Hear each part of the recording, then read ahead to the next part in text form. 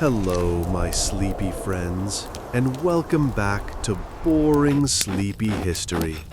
So glad you could join me tonight for another gentle journey through time. Settle in, find your most comfortable position, perhaps grab a warm drink, and let the weight of the day melt away.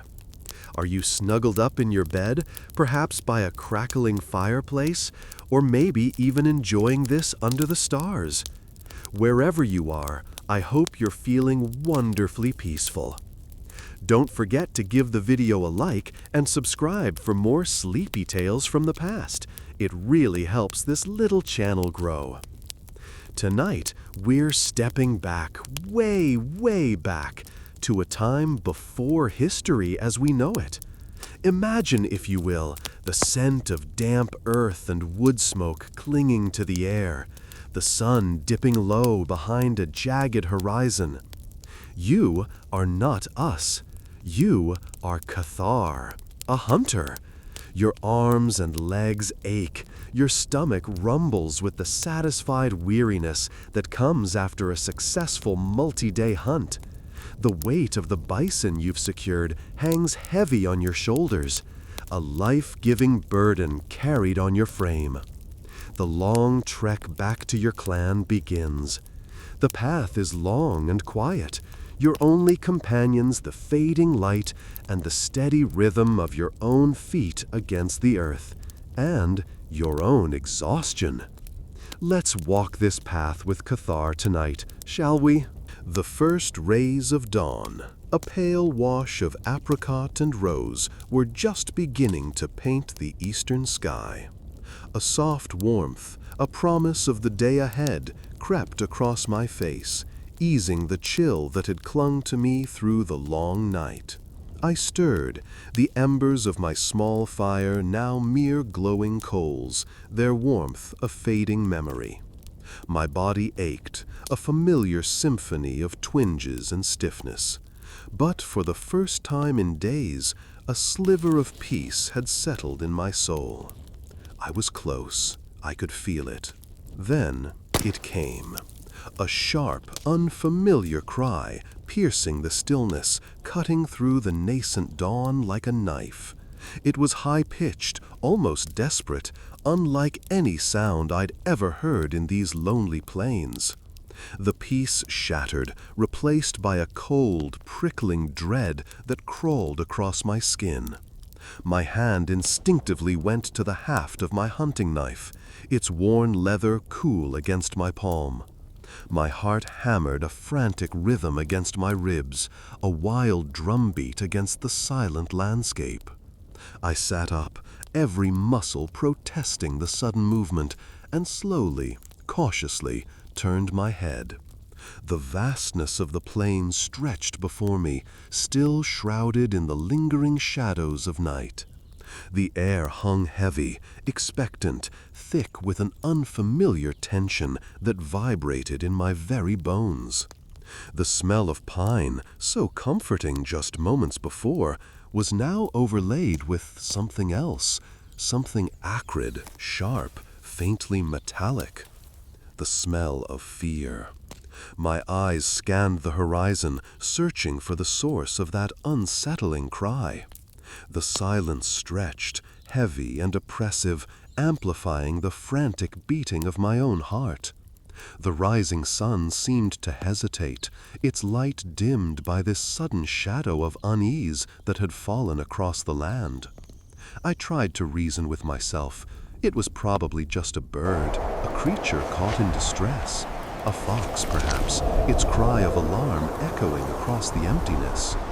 Yet a deeper unease gnawed at me, a primal instinct warning of danger, whispering of something unseen, something lurking just beyond the reach of my vision. The familiar comfort of the landscape had vanished, replaced by a chilling sense of vulnerability.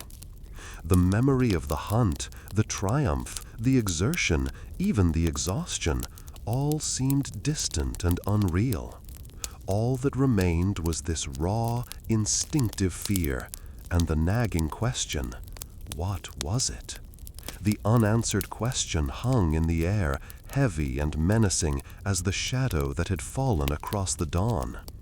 I swallowed, my throat suddenly dry, and reached for my water skin, the rough leather a small comfort in this growing wave of anxiety. The water was almost gone, a stark reminder of my own dwindling resources. But the water was secondary.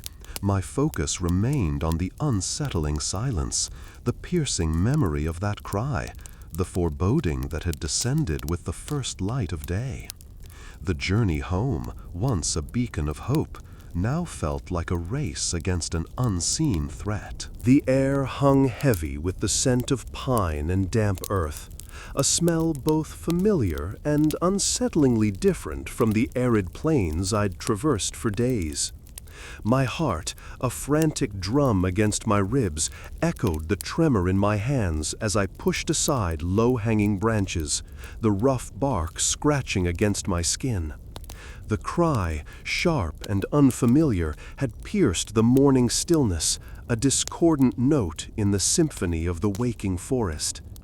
It hadn't been the cry of any animal I knew.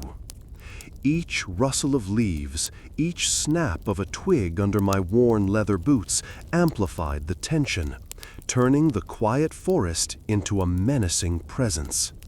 The sun, barely peeking over the horizon, cast long, skeletal shadows that danced and writhed, twisting familiar shapes into menacing forms. My muscles, already screaming in protest from the endless journey, felt leaden, each movement a monumental effort.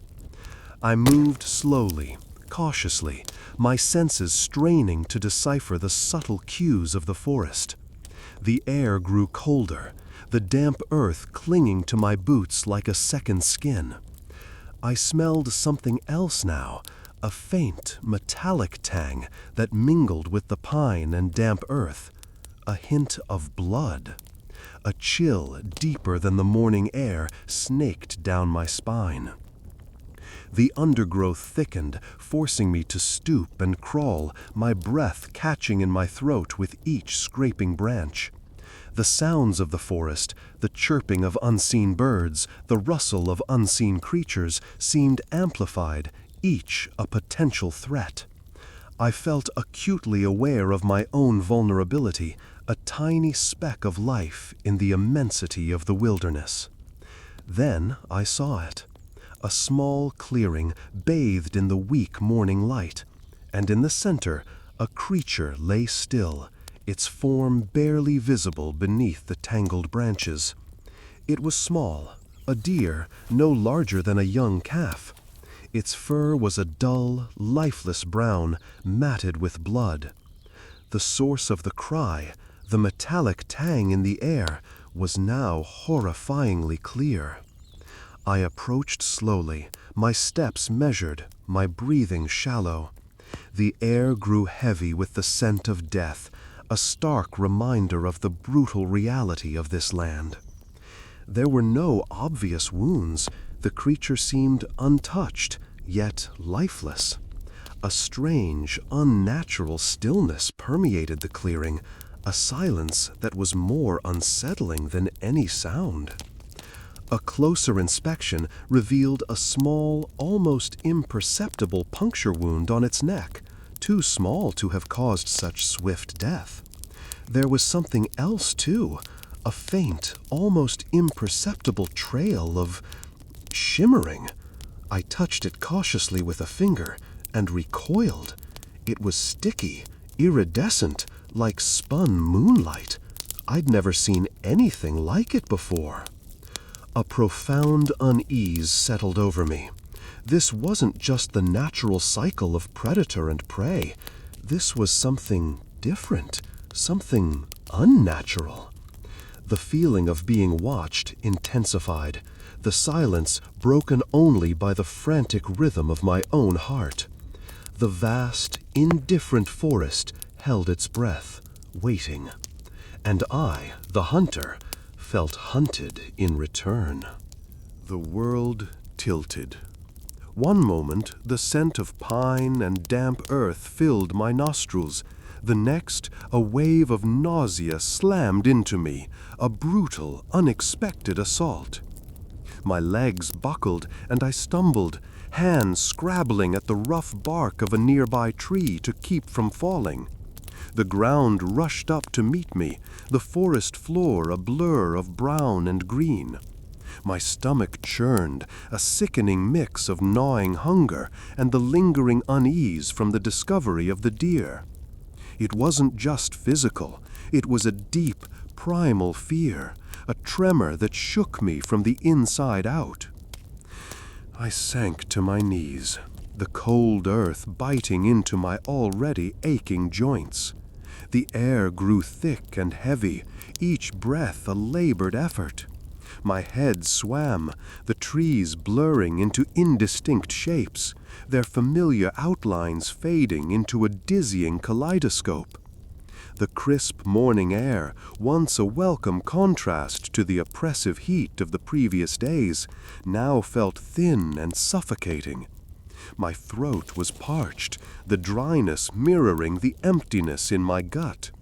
I could taste the metallic tang of blood, a phantom taste, perhaps a lingering memory of the hunt, or maybe the deer. The uncertainty added to the disorientation. For the first time since setting out, the vastness of the journey didn't feel daunting, but suffocating. The unending expanse of the forest, once a symbol of hope, now felt like a trap, its silent watchfulness pressing down on me, amplifying my vulnerability. I was not just tired, I was profoundly, alarmingly weak. The weight of my provisions, previously a reassuring burden, now felt like an unbearable shackle. My muscles ached, but the true pain resided deep within, a hollow ache in my chest. The deer's demise haunted me. It was more than just the sight of the lifeless creature. It was the silence surrounding it, the absence of any sign of a struggle, a predator, anything. The quiet suggested a sudden, inexplicable end, a randomness that chilled me to the bone. It wasn't a natural death, and the unsettling thought that something was out there, unseen, something that could so easily take life, gnawed at my resolve. I forced myself to sit upright, leaning against the rough trunk of the tree. My hands trembled as I reached for my water skin, the leather cool and slightly damp against my feverish skin. The meager amount of water offered only temporary relief, the taste flat and unsatisfying. Yet the simple act of drinking, of consciously performing a basic survival action, helped ground me. I needed to regain control, to push back against the wave of despair threatening to engulf me. The gnawing fear, the hunger, the physical weakness, they were all interconnected threads in a grim tapestry of survival. Each thread tugged at my strength, attempting to unravel my resolve. The sun, seemingly oblivious to my plight, climbed higher in the sky, its warmth offering no comfort. It cast long, distorted shadows, twisting the trees into menacing figures. I closed my eyes, focusing on the rhythm of my breathing, trying to still the frantic beat of my heart. It was a battle, not only against the elements and my physical limitations, but also against a rising tide of inner turmoil. The fight for survival was no longer just a physical ordeal, but a test of mental endurance. And in this moment, deep within the heart of the silent forest, I was facing the stark reality of my own fragile humanity. My strength, once unwavering, seemed to be slipping away, and with it, the certainty of reaching home. The sun beat down, a relentless hammer against my skull. My throat felt like sandpaper, each swallow a painful scrape. My tongue, thick and swollen, clung to the roof of my mouth. The world swam in a hazy shimmer, the edges blurring as if viewed through a heat-distorted lens. I stumbled onward, driven by a need so primal, so urgent, it eclipsed all other sensations. The gnawing hunger, the aching muscles, even the persistent prickle of fear. I needed water. Then I saw it, or rather, I saw the absence of it. A wide, cracked expanse of earth, baked hard by the relentless sun, stretched before me. This was the riverbed, I realized with a sinking heart. Not a rushing torrent, not even a trickling stream, but a desolate landscape of dust and broken stones, a testament to a vanished abundance. The air hung heavy and still, devoid of the usual murmur of flowing water. I dropped to my knees, my hands scraping against the parched earth. The ground was hot, almost burning, yet the chill of despair seeped into my bones. This wasn't just a setback, it was a crushing blow.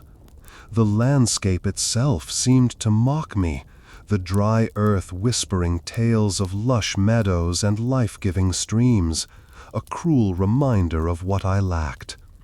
Each crack in the hardened mud seemed to echo the cracks forming in my own resolve.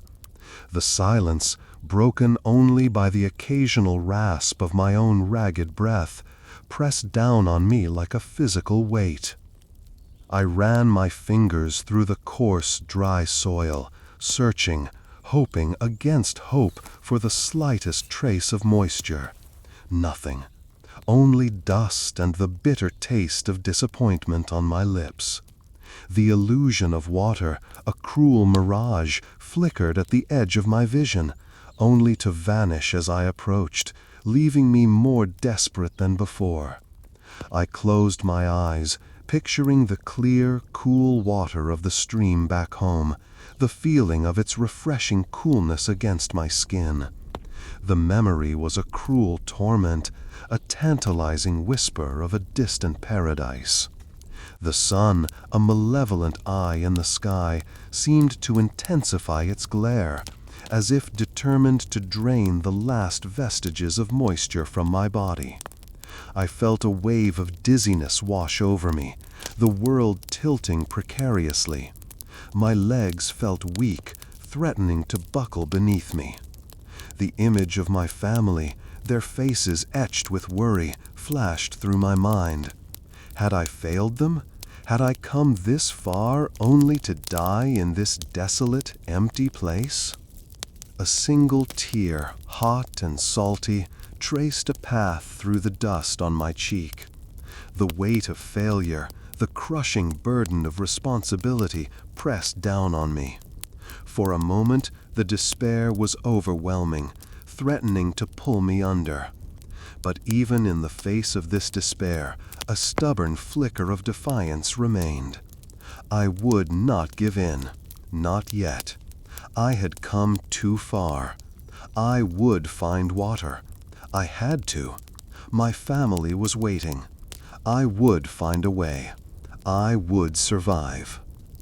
I stood, my legs trembling, and began to walk again, not with the confident stride of a hunter, but with the dogged persistence of a man clinging to the last threads of hope. The sun beat down, the thirst was agonizing, but the image of my clan, their warmth and their welcome, kept me moving forward, one aching step at a time. The sun beat down, relentless and unforgiving, turning the already parched earth into a shimmering oven. My throat was a furnace, each breath a rasping reminder of my dwindling water supply. The landscape, once a tapestry of muted browns and grays, now blurred in the heat haze, the distant hills shimmering like mirages. My legs ached, my muscles screamed in protest with every step, but the thought of my family, of their faces etched with worry, spurred me onward. Then, a sound. A faint rustling, a whisper in the otherwise silent world. It came from the thick bushes bordering the dry riverbed, a sound so subtle it might have been the wind, but my senses, honed by years of survival, knew better. My hand, without conscious thought, found its way to the worn leather of my hunting knife's sheath. The cold steel against my palm was a small comfort in the oppressive heat. My heart hammered against my ribs, a frantic drumbeat against the stillness. What was it? A rabbit, seeking shelter from the sun? A harmless lizard skittering across the dusty ground? Or something else?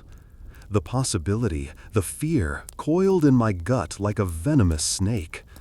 The stories the old woman told around the fire, tales of creatures lurking in the shadows, flickered in my mind, painting vivid, terrifying pictures. I stood perfectly still, my breath held captive in my chest, listening. The rustling continued, hesitant, almost shy. I strained to see through the dense foliage, but the tangled branches offered little more than a wall of green. The sun beat down on my neck, beads of sweat stinging my eyes, blurring my already strained vision. The scent of dry earth and dust filled my nostrils, mingling with the strange, almost metallic tang that clung to the air since I had discovered the dead deer. Slowly, cautiously, I moved closer, my hand never leaving the knife. Each step was measured, deliberate, a silent prayer against the unknown. The rustling stopped. For a moment, there was only silence, broken only by the frantic thump of my own heart. Then, a different sound, a soft chirp, high-pitched and delicate, a bird. Relief washed over me, so profound it almost buckled my knees. It was only a bird, seeking refuge in the shade. A simple bird, its existence a tiny counterpoint to the overwhelming vastness and danger of the landscape. The tension eased from my shoulders, the weight on my chest slightly lessened. I sheathed my knife, the familiar weight of it a reminder of the ever-present danger. Yet the relief was undeniable. I drank from my water skin, the meager liquid a sweet balm to my parched throat. The sun began its slow descent, casting long, dramatic shadows across the land. The bird chirped again, a tiny, fragile sound in the growing dusk. I continued on my journey, the image of the bird, small and inconsequential, yet somehow significant, a flickering symbol of hope in the vastness of my lonely journey. The sun beat down, relentless and unforgiving, turning the already parched earth into a shimmering oven. My throat was a furnace, each breath a rasping reminder of my dwindling water supply. The landscape, once a tapestry of muted browns and grays, now blurred in the heat haze, the distant hills shimmering like mirages. My legs ached, my muscles screamed in protest with every step, but the thought of my family, of their faces etched with worry, spurred me onward. Then, a sound. A faint rustling, a whisper in the otherwise silent world. It came from the thick bushes bordering the dry riverbed, a sound so subtle it might have been the wind, but my senses, honed by years of survival, knew better. My hand, without conscious thought, found its way to the worn leather of my hunting knife's sheath. The cold steel against my palm was a small comfort in the oppressive heat. My heart hammered against my ribs, a frantic drumbeat against the stillness. What was it? A rabbit, seeking shelter from the sun? A harmless lizard skittering across the dusty ground?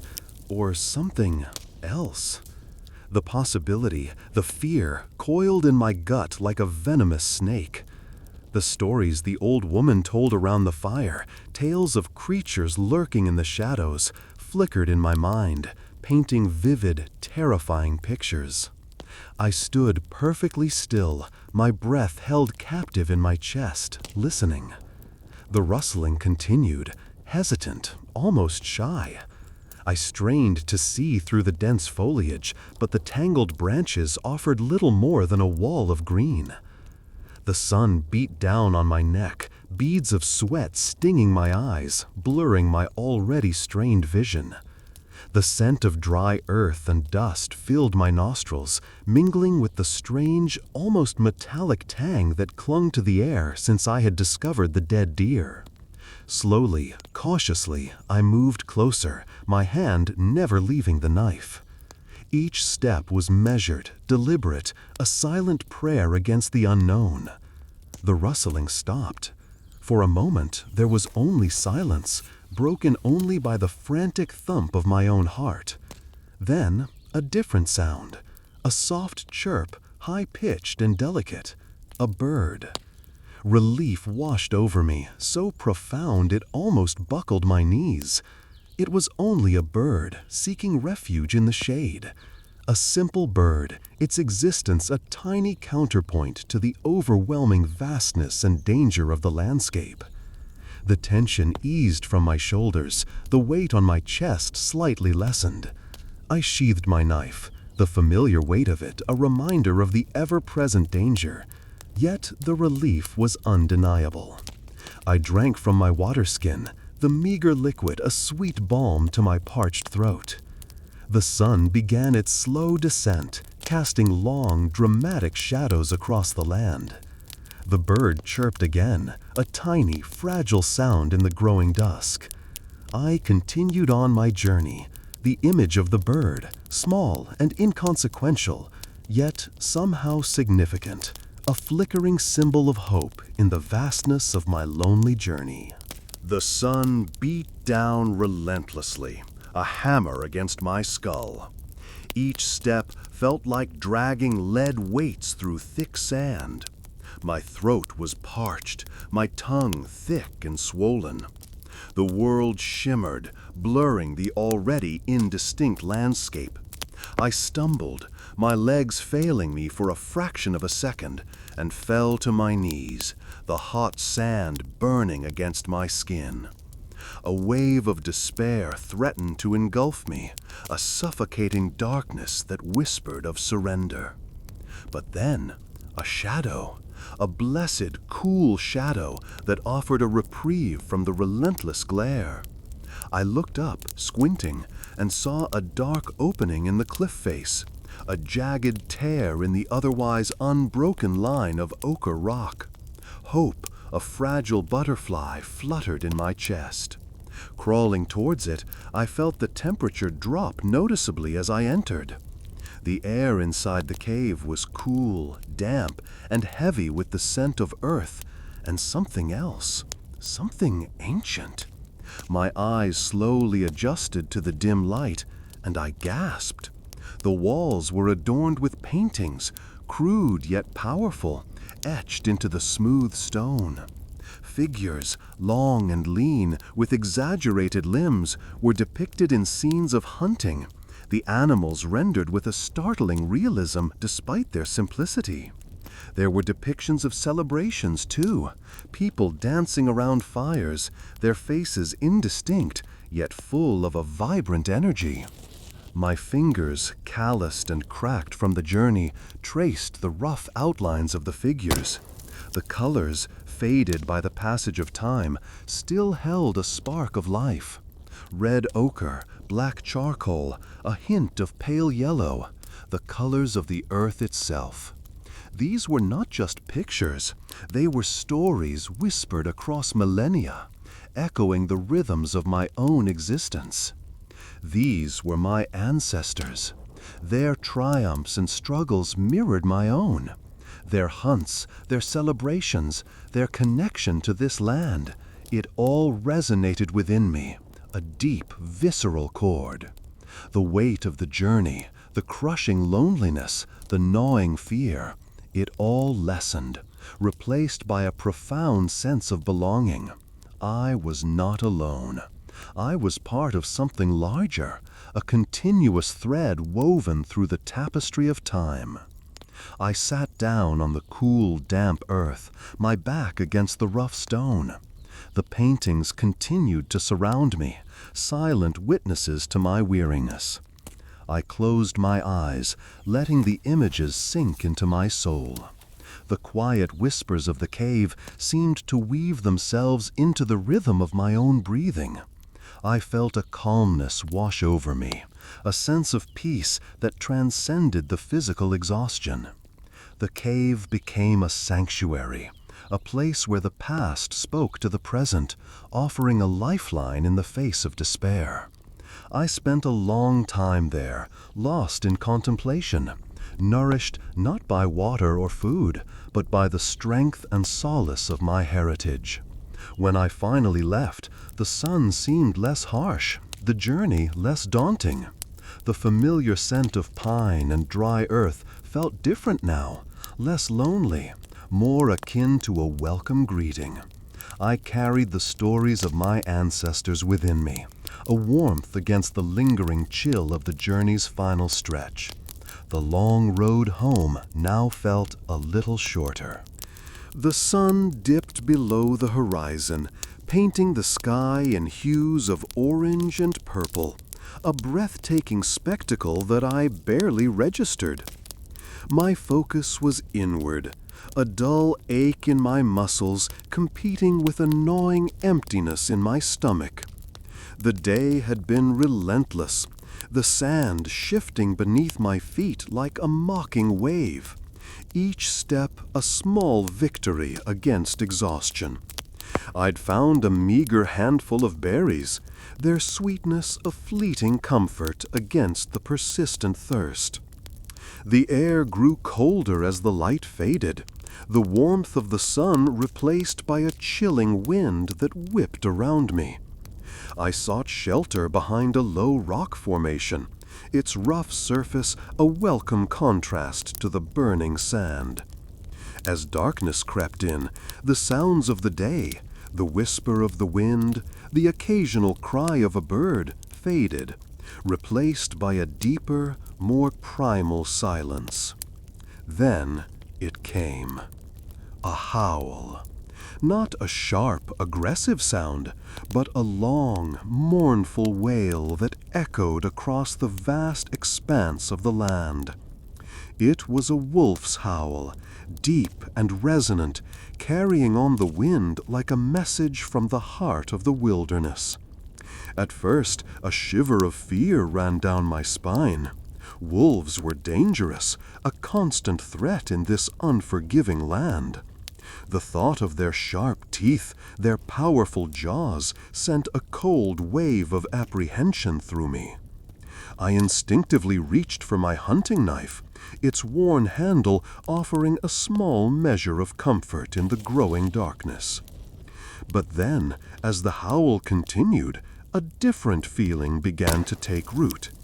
It wasn't fear, not exactly. It was something else. A strange sense of kinship, perhaps.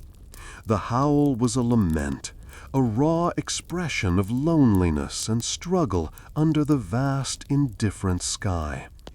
It spoke of survival, of the unending battle against hunger and cold, a battle I knew intimately. In that moment, the wolf's howl wasn't a threat, but a mirror. It reflected my own exhaustion, my own hunger, my own solitary struggle against the overwhelming power of nature. It reminded me that I wasn't alone in this vast and unforgiving landscape, that other creatures too faced the same trials. We were all bound together, connected by our shared vulnerability, by our relentless fight for survival under the same unforgiving sky. I sat there for a long time, listening to the echoes of the wolf's howl fading into the night. The primal fear gave way to a quiet acceptance, a resigned understanding of my place in this world. I was just one small piece of this vast tapestry, insignificant yet vital, a thread in the intricate design of life and death. The howling wolf was a reminder of that, a reminder of the wildness that surrounded me, the wildness that both threatened and sustained me. The stars emerged, twinkling like distant embers in the vast blackness. They offered a stark contrast to the earthbound darkness, their light a subtle beacon of hope, a silent promise of a new dawn. I closed my eyes, listening to the wind whispering through the grasses, the wolf's howl now a distant memory, replaced by the rhythmic beating of my own heart, a steady drum against the silence of the night. It was a lullaby of sorts, a song of survival, reminding me that despite the hardship, despite the loneliness, I would keep going. I had to. My family waited. The sun dipped lower, painting the sky in hues of orange and purple, a breathtaking spectacle that did little to distract from the gnawing emptiness in my stomach. My supplies were dwindling, a stark reality that had been whispering in the back of my mind for days, growing louder with each passing sunrise. The last few days had been a blur of relentless walking, a constant battle against exhaustion and the unforgiving terrain. But now the hunger was taking center stage, a sharp, insistent ache that demanded attention. I found a relatively flat rock, sheltered slightly from the wind's chill by a clump of hardy shrubs. The rock felt cold and smooth beneath my calloused hands as I carefully unpacked my remaining provisions. There wasn't much left, a small, almost pathetic piece of dried meat, the last of my hard-earned bounty from the hunt. It was tough and leathery, but it represented survival, a lifeline in this vast and unforgiving wilderness. With careful movements, born of necessity and a lifetime spent in the wild, I cleaned the meat, scraping away bits of dried earth and debris. The process was methodical, almost meditative. Each scrape of my knife against the meat was a small victory, a reminder that I was still in control, still capable of providing for myself, even in this desperate situation. The scent of the meat, earthy and rich, filled the air, a powerful aroma that seemed to cut through the cold and loneliness, a potent reminder of life and sustenance. My knife sliced through the tough exterior with a satisfying resistance. The meat felt surprisingly tender beneath the tough shell, a testament to the quality of the hunt. As I tore away a small piece and brought it to my lips, the taste was a revelation, a symphony of savory flavors that spoke of the wild, of survival, of triumph. It was a taste that spoke of home, of warmth, of family. It wasn't a feast, not by a long shot, but it was enough, a precious morsel to stave off the worst of the hunger. The act of eating became a moment of profound connection to the earth, to the hunt, to my own strength and resilience. With each bite, I felt a subtle surge of renewed purpose, a slow rekindling of the flame of hope. I wasn't giving up. I wasn't going to let hunger defeat me. As I finished the small portion, the setting sun cast long shadows across the landscape, painting it in somber hues. The fire I'd built crackled contentedly, casting dancing light patterns on the surrounding rocks and shrubs.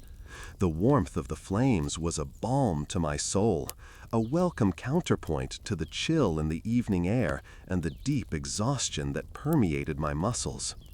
I sat there for a long time, watching the flames dance and flicker, allowing myself to feel the small victory of having enough strength and will to continue this journey home. The gnawing emptiness in my stomach was lessened, replaced by a quiet determination. I would reach home. I would see my clan again.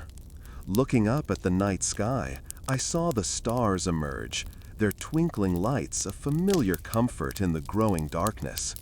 They were my silent companions in this solitary journey, their silent brilliance a beacon of hope, a gentle reminder that even in the deepest darkness, light always returns. And with renewed hope, I prepared for the next leg of my journey, fueled by the memory of that small, precious piece of meat and the quiet warmth of the fire. The wind, which had been a constant companion, a whispering presence at my back, seemed to hold its breath. The air, thick with the scent of pine and dry earth, suddenly felt sharper, cleaner, as if cleansed by an unseen hand. My weary muscles, accustomed to the rhythmic ache of walking, stilled for a moment, listening. The silence, usually a comforting blanket in this desolate place, now felt pregnant. It held something within it, something that vibrated against the stillness. Then it came. A faint, rhythmic drumming. Not loud, not insistent, but a persistent pulse, like a heartbeat felt through the earth itself. It was a low, resonant thump, thump, thump, a sound both familiar and utterly alien in this lonely expanse. My heart quickened, a frantic counterpoint to the slow, steady rhythm echoing from the distance. Was it hope? A foolish, desperate hope, perhaps. But the sound stirred something deep within me, a primal chord that resonated with the rhythm of my own exhausted body. It was a promise, however faint, that I wasn't entirely alone. That somewhere, out there beyond the whispering grasses and the unforgiving landscape, another life, another presence existed. The thought both thrilled and unsettled me. The wilderness had been my sole companion for so long, its vast indifference a constant pressure. Now, this distant drumming offered the unsettling possibility of an encounter that could bring help or something far worse. My hand instinctively went to the worn leather of my hunting knife, a familiar comfort in the sudden surge of uncertainty. I tried to pinpoint the source of the sound. It seemed to be coming from the west, a direction that aligned, roughly, with the path I'd been following. But the vastness of the plain played tricks on my ears. The wind carried sounds, distorted and warped them, leaving me unsure of its true origin. The sun, sinking towards the horizon, cast long shadows that stretched and danced like phantoms. They writhed and twisted, mimicking the unease that coiled in my gut. Each thump, each beat of that distant drum felt like a hammer blow against the fragile walls of my resolve. The physical exhaustion I had carried with such grim determination was now accompanied by a nervous tension that throbbed in my temples. I moved forward, though my steps were hesitant now, cautious. The drumming guided me, its rhythmic pulse a faint beacon in the growing darkness. With each step, I tried to reconcile the comfort of its presence with the nagging fear of the unknown. What made that sound? Was it a warning, a call, a simple sign of life in this seemingly empty land? The answers remained elusive, swallowed by the vast silence between each echoing pulse. As dusk deepened, the drumming grew slightly clearer, slightly louder. My senses sharpened, straining to pierce the gathering gloom. Was it a drum, truly, or some other natural phenomenon, a trick of the wind through canyons, the illusion created by the swaying grasses?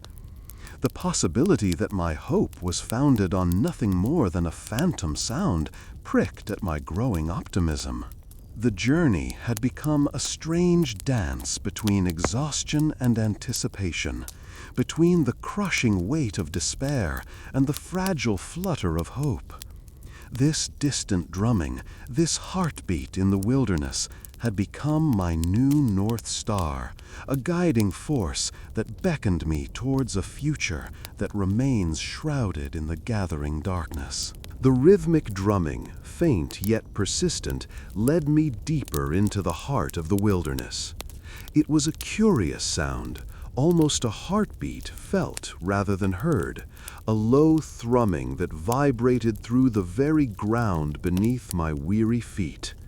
I followed it, my steps hesitant at first, then gradually gaining a little more confidence as the sound grew stronger. The dusty plains, which had stretched before me like a relentless ocean of sand, were left behind. Before me, a change. The air grew cooler, the temperature dropping noticeably. Instead of the relentless glare of the sun on parched earth, there was a dappled shade, filtered through a dense canopy. The scent of the dry plains was replaced by something entirely different, a rich, earthy smell, almost musty, with a hint of dampness and decaying leaves. It was the smell of life in decay, the smell of hidden things. Then I saw it, a path. Not the wide, open expanse I'd grown accustomed to, but a narrow track, barely more than a suggestion of a way through the dense undergrowth. It wound its way between towering trees, their branches intertwined like gnarled fingers reaching for the sky. Thick, tangled vines snaked across the path, occasionally blocking my way, demanding that I push and pull my way through. The undergrowth was thick, clinging to my clothes like a persistent shadow.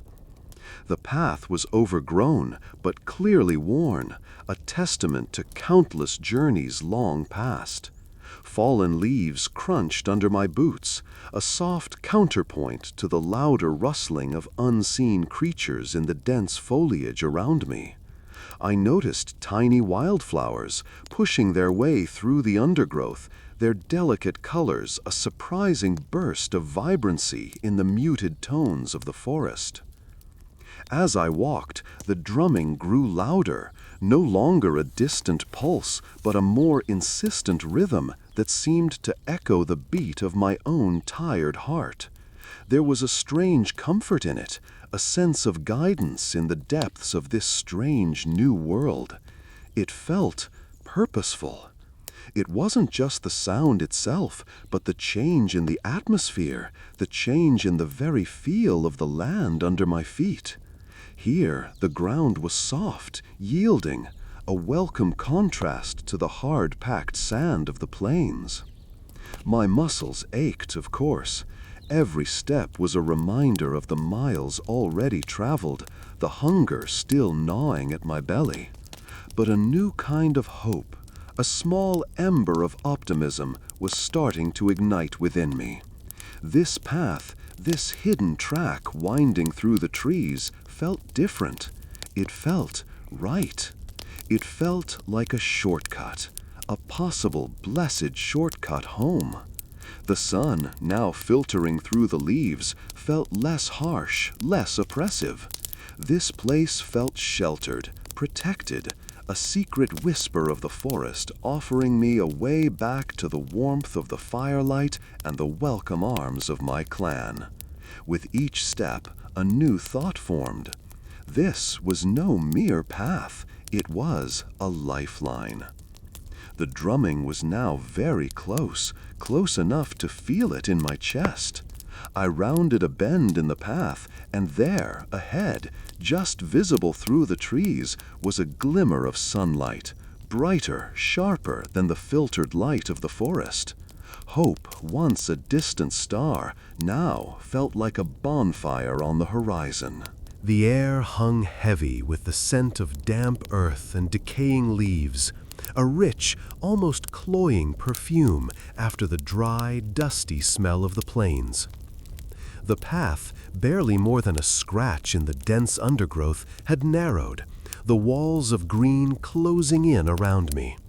My muscles ached, a dull, persistent throb that resonated deep within my bones. Each step was a victory, a testament to a will that stubbornly refused to break. Then, as I pushed through the last of the tangled branches, the world opened up. It wasn't a grand vista, not a dramatic revelation. There was no soaring mountain peak, no breathtaking panorama. Just a small, clear stream winding its way through a cluster of smooth gray stones. But the sight of it was more beautiful than any sunrise I had ever witnessed.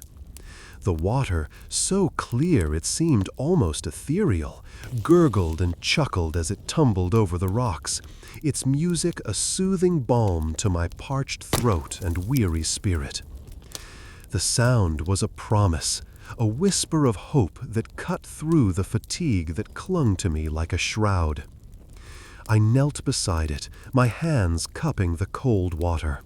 It was shockingly, wonderfully cold, a contrast to the burning heat of the day. I drank deeply, slowly, letting the liquid trickle down my throat, a wave of pure, unadulterated relief washing over me. It wasn't just the quenching of my thirst. It was the restoration of something deeper, something essential. It was the revitalization of my spirit, the mending of a soul frayed by days of relentless travel and gnawing worry. The stream mirrored my own journey, I realized. It had begun as a tiny trickle, perhaps just a drop of rain clinging to a leaf, gathering strength and momentum as it flowed, carving its own path through the land. It had faced obstacles, rocks and crevices, yet it persisted, ever onward towards its destination, just as I was doing. The thought offered a strange comfort, a quiet understanding of my place in the larger flow of things. I washed my face, the cool water cleansing not just the grime and sweat, but also some of the exhaustion. My reflection stared back at me from the glassy surface, a gaunt, weary face framed by tangled hair and shadowed by exhaustion. Yet there was a flicker of something else there too, a stubborn resilience, a quiet strength that surprised even me. I sat beside the stream for a long while, simply watching the water flow. I peeled a piece of dried meat from my meager remaining supplies, the tough fibers surprisingly palatable after all this time. The taste, a sharp contrast to the sweetness of the water, was almost bitter in its intensity. It was simple sustenance, yet it felt profound, a gift from the earth sustaining me on this long journey. The sun dipped lower, casting long shadows that stretched and danced across the water. The air grew cooler, the crisp evening air replacing the oppressive heat of the day. I gathered some dry leaves and twigs, preparing to build a small fire, a familiar ritual that brought a sense of calm. The comforting crackle of the burning wood and the warming glow would be a worthy companion during this night, a silent promise of continued strength. The journey wasn't over, but for the first time in days, I felt a quiet confidence blooming in my heart, fueled by the simple gift of cool, clear water and the comforting rhythm of the flowing stream. The cold water of the stream, so recently a source of life-giving refreshment, now seemed a distant echo. A wave of dizziness, sudden and overwhelming, washed over me. The world tilted, the vibrant green of the moss blurring at the edges of my vision. My legs buckled, and I collapsed onto the soft, yielding cushion of moss. The damp earth a surprisingly comfortable resting place. The gurgling of the stream, once a soothing balm, now seemed a mocking reminder of my own weakening state.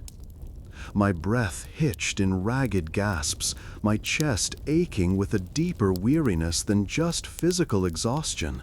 It was a weariness that seeped into my bones, a chilling hollowness that threatened to consume me entirely. The vibrant colors of the landscape faded, the sharp scents dulled, replaced by a hazy, gray uncertainty. My head throbbed, a dull, persistent ache that mirrored the gnawing emptiness in my stomach. Then, amidst the swirling darkness, a memory surfaced. A vivid, almost painful memory. It wasn't the harshness of the hunt, nor the relentless sun beating down on my back. Instead, it was the sound of laughter. Children's laughter.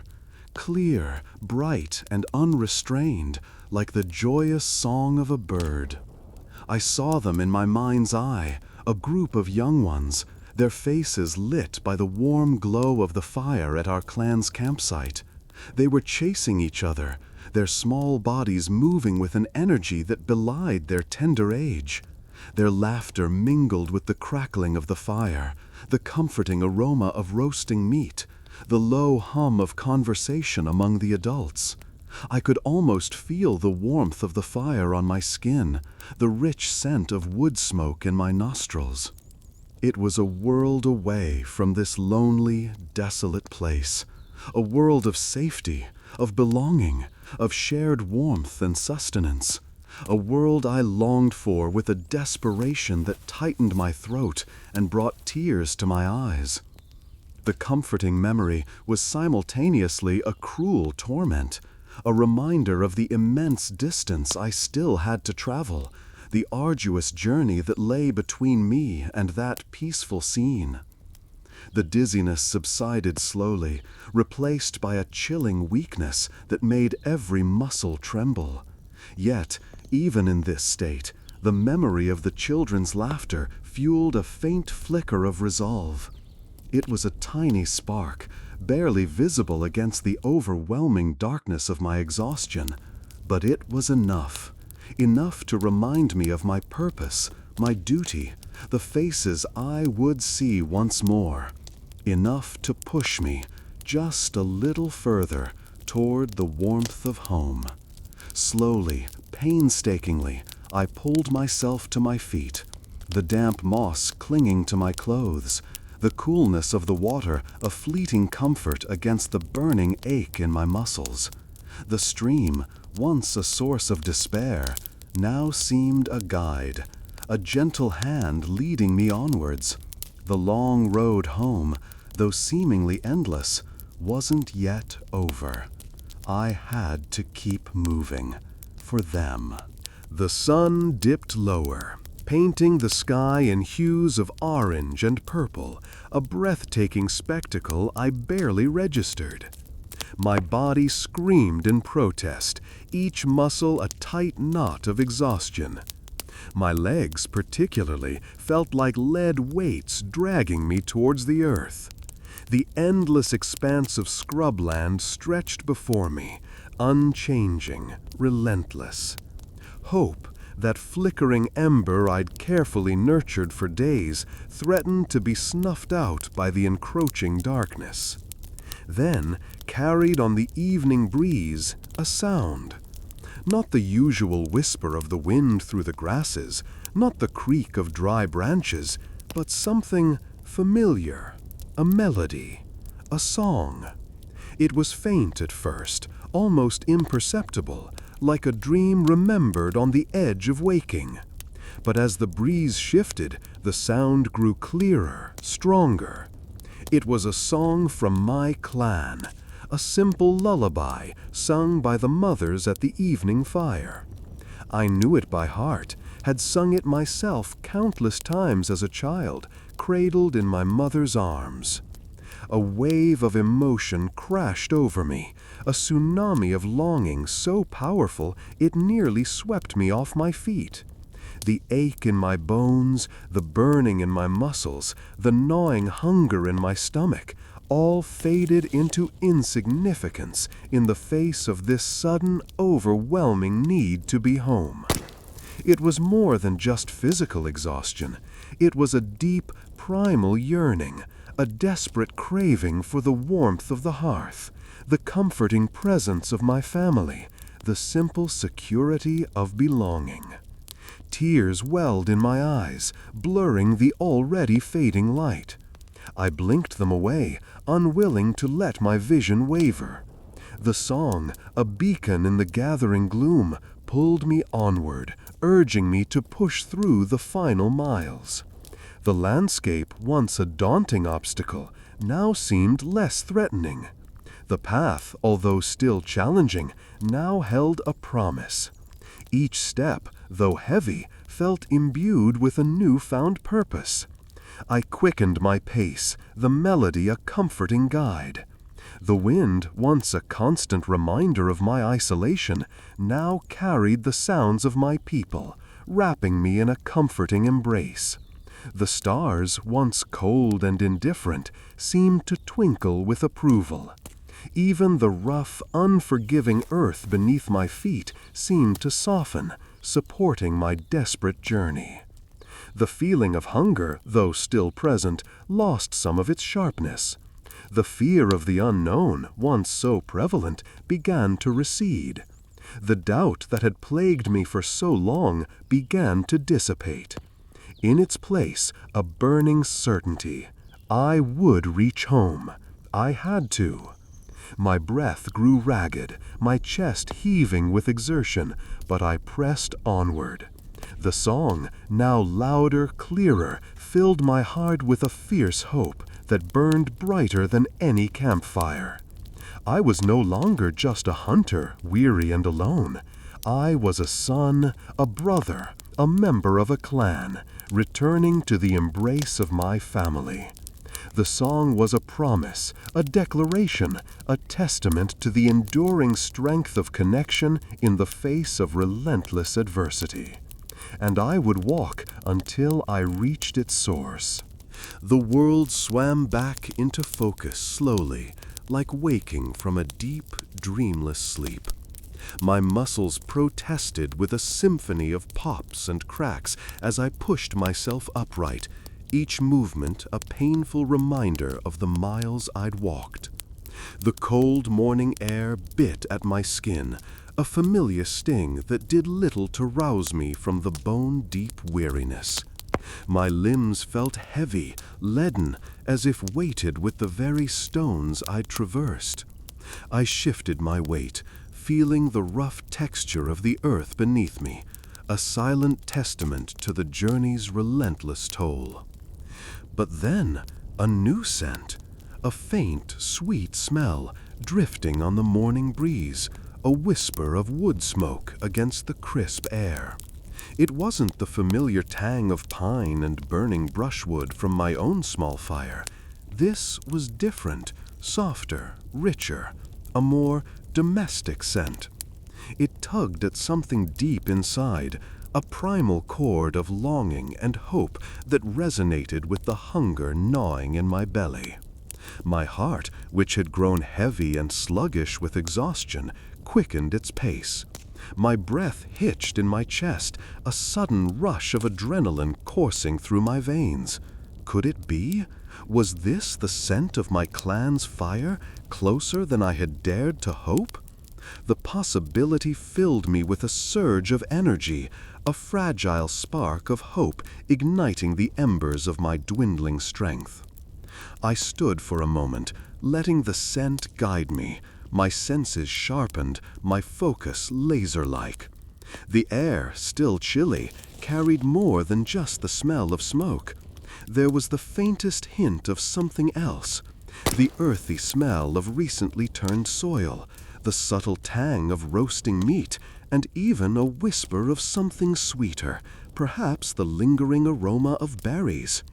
Each subtle scent was a breadcrumb, leading me closer to my destination. The landscape shifted subtly too. The harsh, unforgiving terrain of the previous days began to soften, the sharp rocks giving way to a gentler slope, the stark, desolate plains replaced by a scattering of low-lying shrubs and stunted trees. The land itself seemed to reflect my own inner transformation, shifting from barren desperation to a nascent hope. With renewed determination, I pushed myself forward, taking longer strides than I had in days. My muscles screamed in protest, but the promise of warmth, of food, of company pushed me beyond the limits of my pain. The faint wood smoke grew stronger, thicker, guiding me like an invisible hand. Each step forward felt like a victory, a testament to my enduring resolve.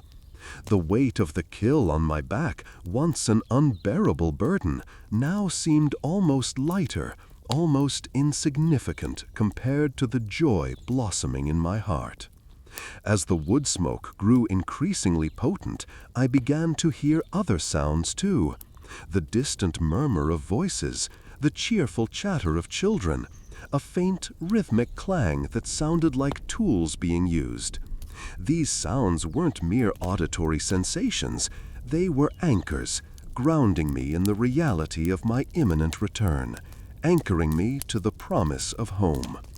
My senses heightened, anticipating the final leg of my incredible journey. A profound sense of calm settled over me, replacing the gnawing anxiety that had plagued me for so long. The sweet scent of wood smoke beckoned, drawing me onwards, and with every breath my hope bloomed brighter, stronger, until it completely banished the darkness that had threatened to consume me. Rounding a bend in the path, I saw them. A lone figure, silhouetted against the warm orange glow of the firelight from our clan's camp. Even from this distance, the familiar shape was unmistakable. It was someone. I couldn't quite place who exactly, the distance and the shadows playing tricks on my weary eyes. But the simple fact of someone being there, a familiar silhouette against the comforting blaze, was enough to send a jolt of pure, unadulterated relief through me. The exhaustion, the aching muscles, the gnawing emptiness in my stomach, all of it seemed to lessen, to fade slightly, replaced by a surging, almost overwhelming wave of emotion. It was relief, yes, but also something more. A joy so profound, so unexpected after the bleakness of the journey, that it brought tears to my eyes. The urge to run seized me, a primal instinct overriding all reason and caution. My legs, stiff and protesting from weeks of relentless travel, felt suddenly light, eager to carry me the final steps. The familiar smells of wood smoke, roasting meat, and something sweet and faintly floral, probably some wild herbs, were stronger now, carried on a gentle breeze that seemed to whisper promises of warmth and safety. My heart hammered against my ribs, a frantic drumbeat accompanying my quickening pace. I didn't even consciously choose to run.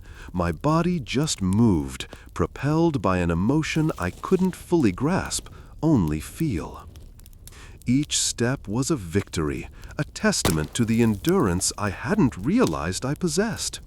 The path seemed to melt beneath my feet, the familiar terrain now a blur of colors and textures as I hurried forward. The figure against the firelight didn't move, remaining a steadfast beacon in the gathering dusk. Was it the elder woman, the young boy, one of my fellow hunters? It didn't matter. The mere sight of a familiar form, bathed in the golden light of our hearth, was enough. It was home. As I drew closer, the details sharpened. I could make out the flickering shadows playing across the faces huddled around the fire, the rise and fall of their breaths, the soft murmur of voices. The crackling of the flames filled the air, a warm embrace against the chill of the evening. My breath hitched in my throat. My vision swam with a mixture of exhaustion and overwhelming emotion. My legs ached, my body screamed for rest, but the joy bubbling within me outweighed every physical discomfort. The figure shifted, turning slightly towards me. I could see the outline of their face now, their head slightly tilted, as if listening to something. Then a smile. It was a young hunter, one of my hunting partners from years past. A wave of recognition washed over me. He raised a hand, a silent greeting, and a soft shout rose from the circle by the fire. Other figures began to rise, their silhouettes growing clearer with each step I took, their faces coming into focus. Friends, family, the clan, home. The weight of the kill, the endless miles, the gnawing doubt, all of it felt distant now, receding like the shadows at the approach of dawn. I was almost there, my family, my clan. And in the warmth of that shared space, in the golden glow of the familiar fire, my journey was finally, truly over. The ground rushed up to meet me, a blur of brown and green before everything softened into a warm embrace. Arms, strong and familiar, caught me before I could fully hit the earth. I felt a weight lift, not just the physical burden of the journey, but something deeper, a release of tension I hadn't realized I was holding on to. The scent of wood smoke mingled with something else, something uniquely home. The faintest sweetness of cooking berries, perhaps, and the earthy smell of dampened girth after a recent rain. It was a symphony of scents I hadn't consciously noticed until that moment of collapse. I was surrounded. The rough textures of woven clothing brushed against my cheek, the familiar feel of coarse wool and softer linen against my skin. Hands, calloused and strong like my own, gently adjusted my weight, supporting me as the world swam back into focus.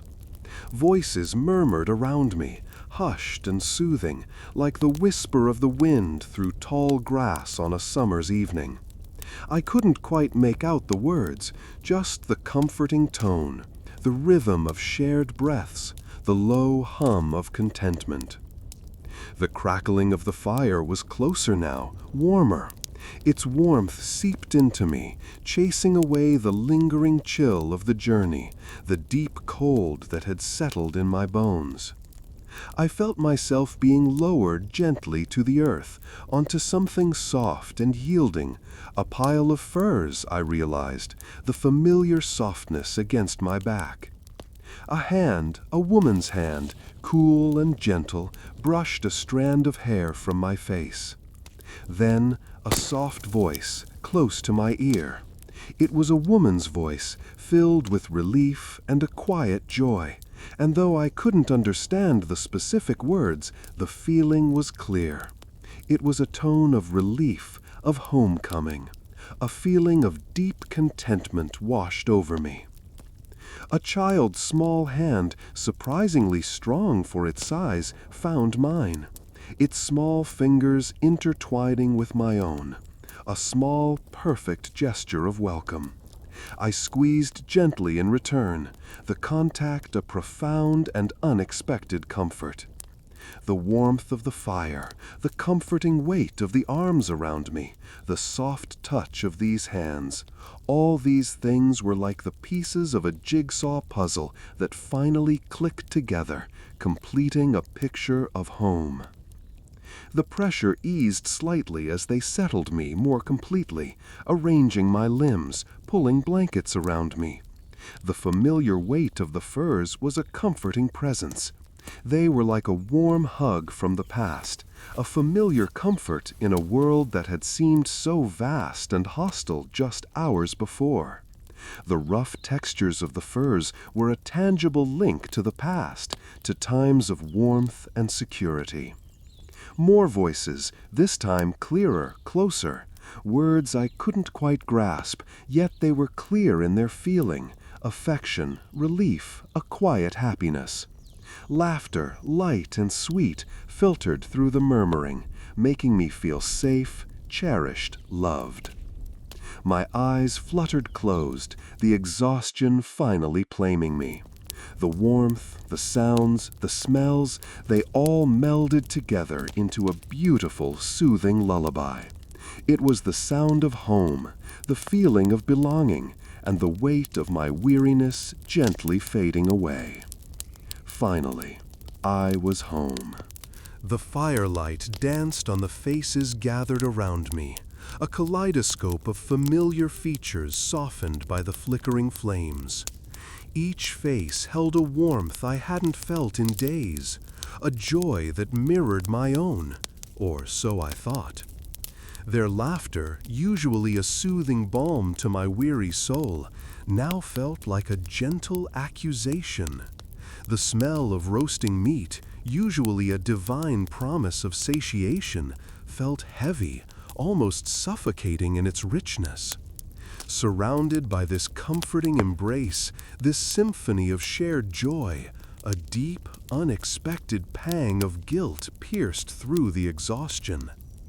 It wasn't the physical exhaustion that weighed me down now, though my muscles still ached with a dull, persistent throb. No, this was something far heavier, a weight settling in my chest, a cold dread creeping into the warmth. I looked at the meager pile of game at my feet, 2 deer, scarcely enough to feed the clan for a single day, let alone the harsh weeks ahead. I had returned. I had fulfilled my duty. But the magnitude of that duty, the enormity of the clan's needs, pressed down on me with a crushing force. The old woman, her face etched with the wisdom of countless seasons, reached out and touched my arm, her touch gentle but firm. I saw a flicker of concern in her eyes, a subtle questioning. She'd seen my face, the strained expression that even my attempt at a smile couldn't fully mask. My fellow hunters, their faces sun-weathered and strong, offered hearty congratulations, their words echoing the relief and joy that filled the camp.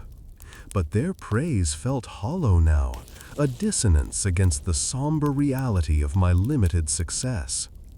I had faced the wilderness, the hunger, the doubt. I had pushed my body to its absolute limit, driven by the unwavering image of my family, their expectant faces burned into my memory.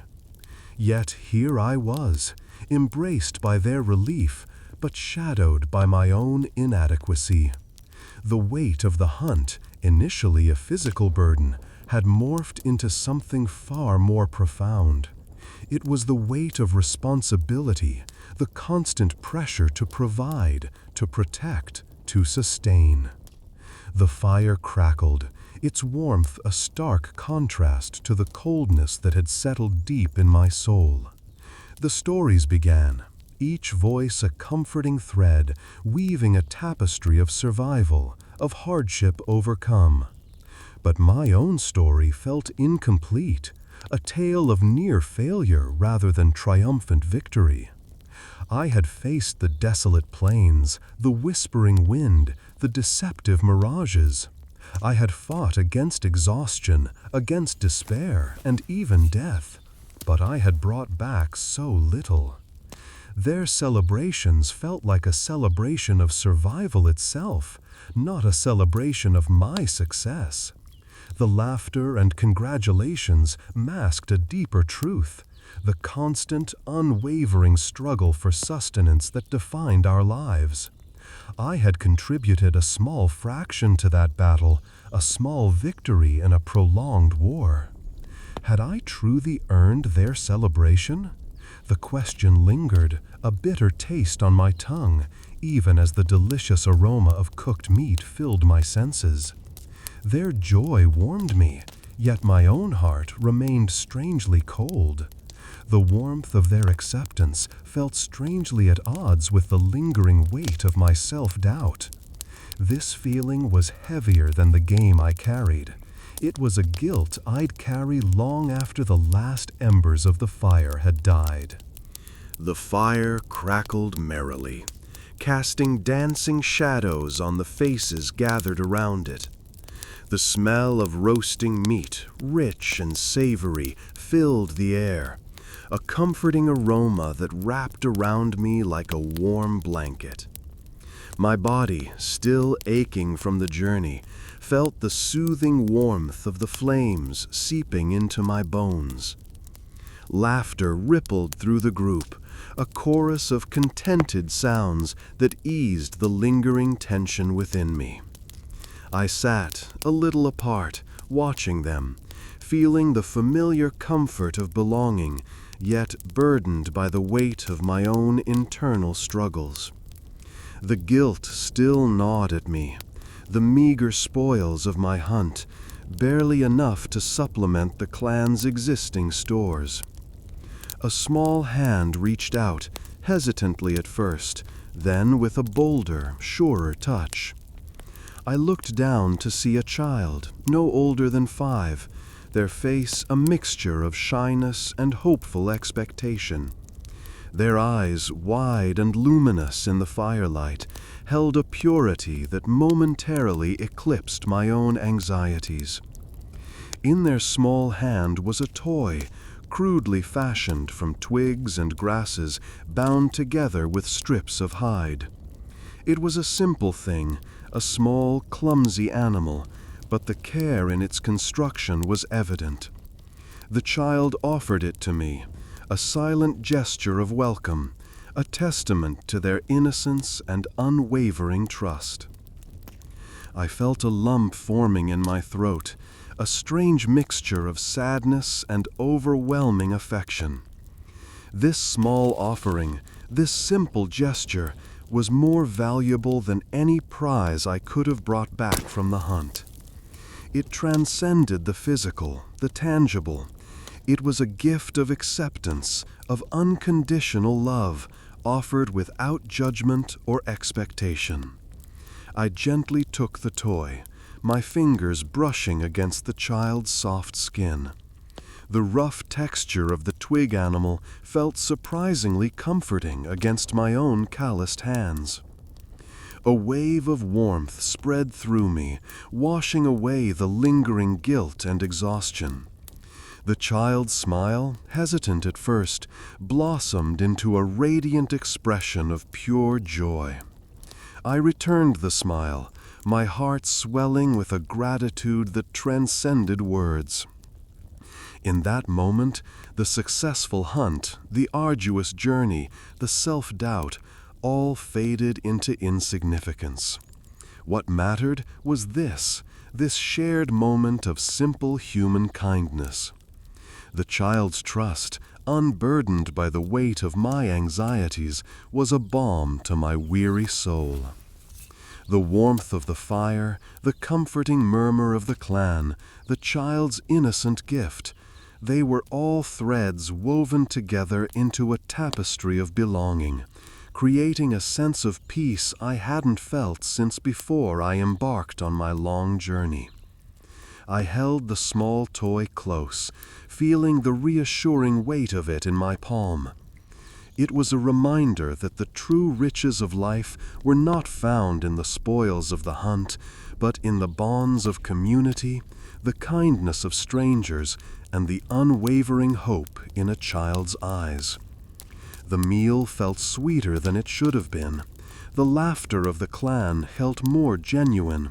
The warmth of the fire felt more embracing.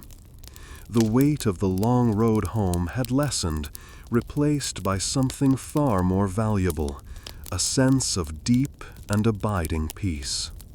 The fire crackled, a cheerful counterpoint to the low hum of conversation weaving through the camp. The smell of roasting meat, rich and savory, mingled with the earthy scent of pine and damp soil, a familiar comfort that should have filled me with contentment. It did, in a way. But nestled within that warmth, a strange ache took root. A quiet longing, unexpected and sharp, for something I hadn't realized I'd missed until it was gone. They spoke of their day, their voices a comforting chorus against the night.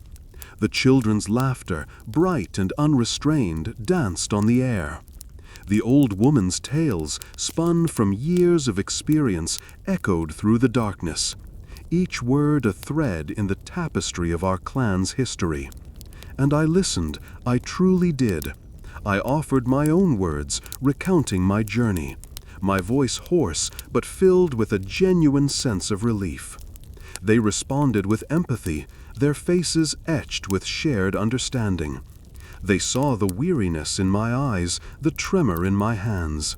They celebrated my return, their joy a balm to my still aching muscles. But amidst the celebration, a quiet discordance played in my heart. A yearning for the stark beauty of the whispering plains, the comforting silence of the starlit nights. On my journey, the only sound had been the rhythmic thud of my own footsteps, the whisper of the wind through the grasses. There had been moments of stark terror, moments of profound despair, but also moments of profound peace, moments of breathtaking solitude.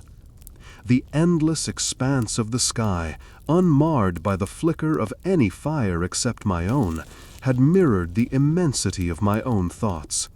Out there, stripped bare of the comforts of home, I had faced myself.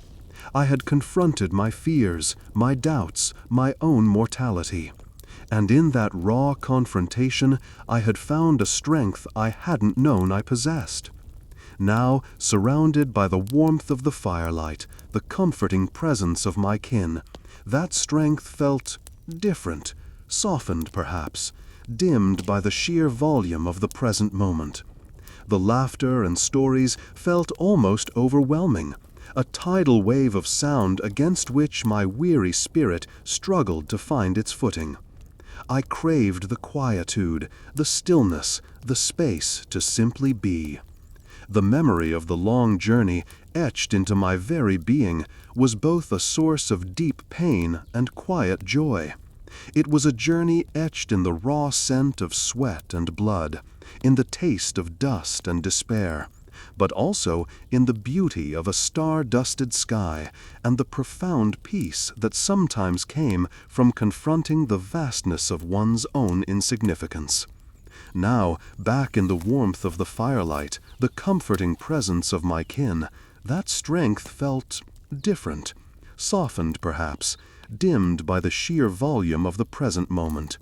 The laughter and stories felt almost overwhelming, a tidal wave of sound against which my weary spirit struggled to find its footing.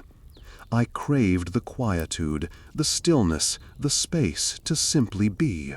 The memory of the long journey, etched into my very being, was both a source of deep pain and quiet joy.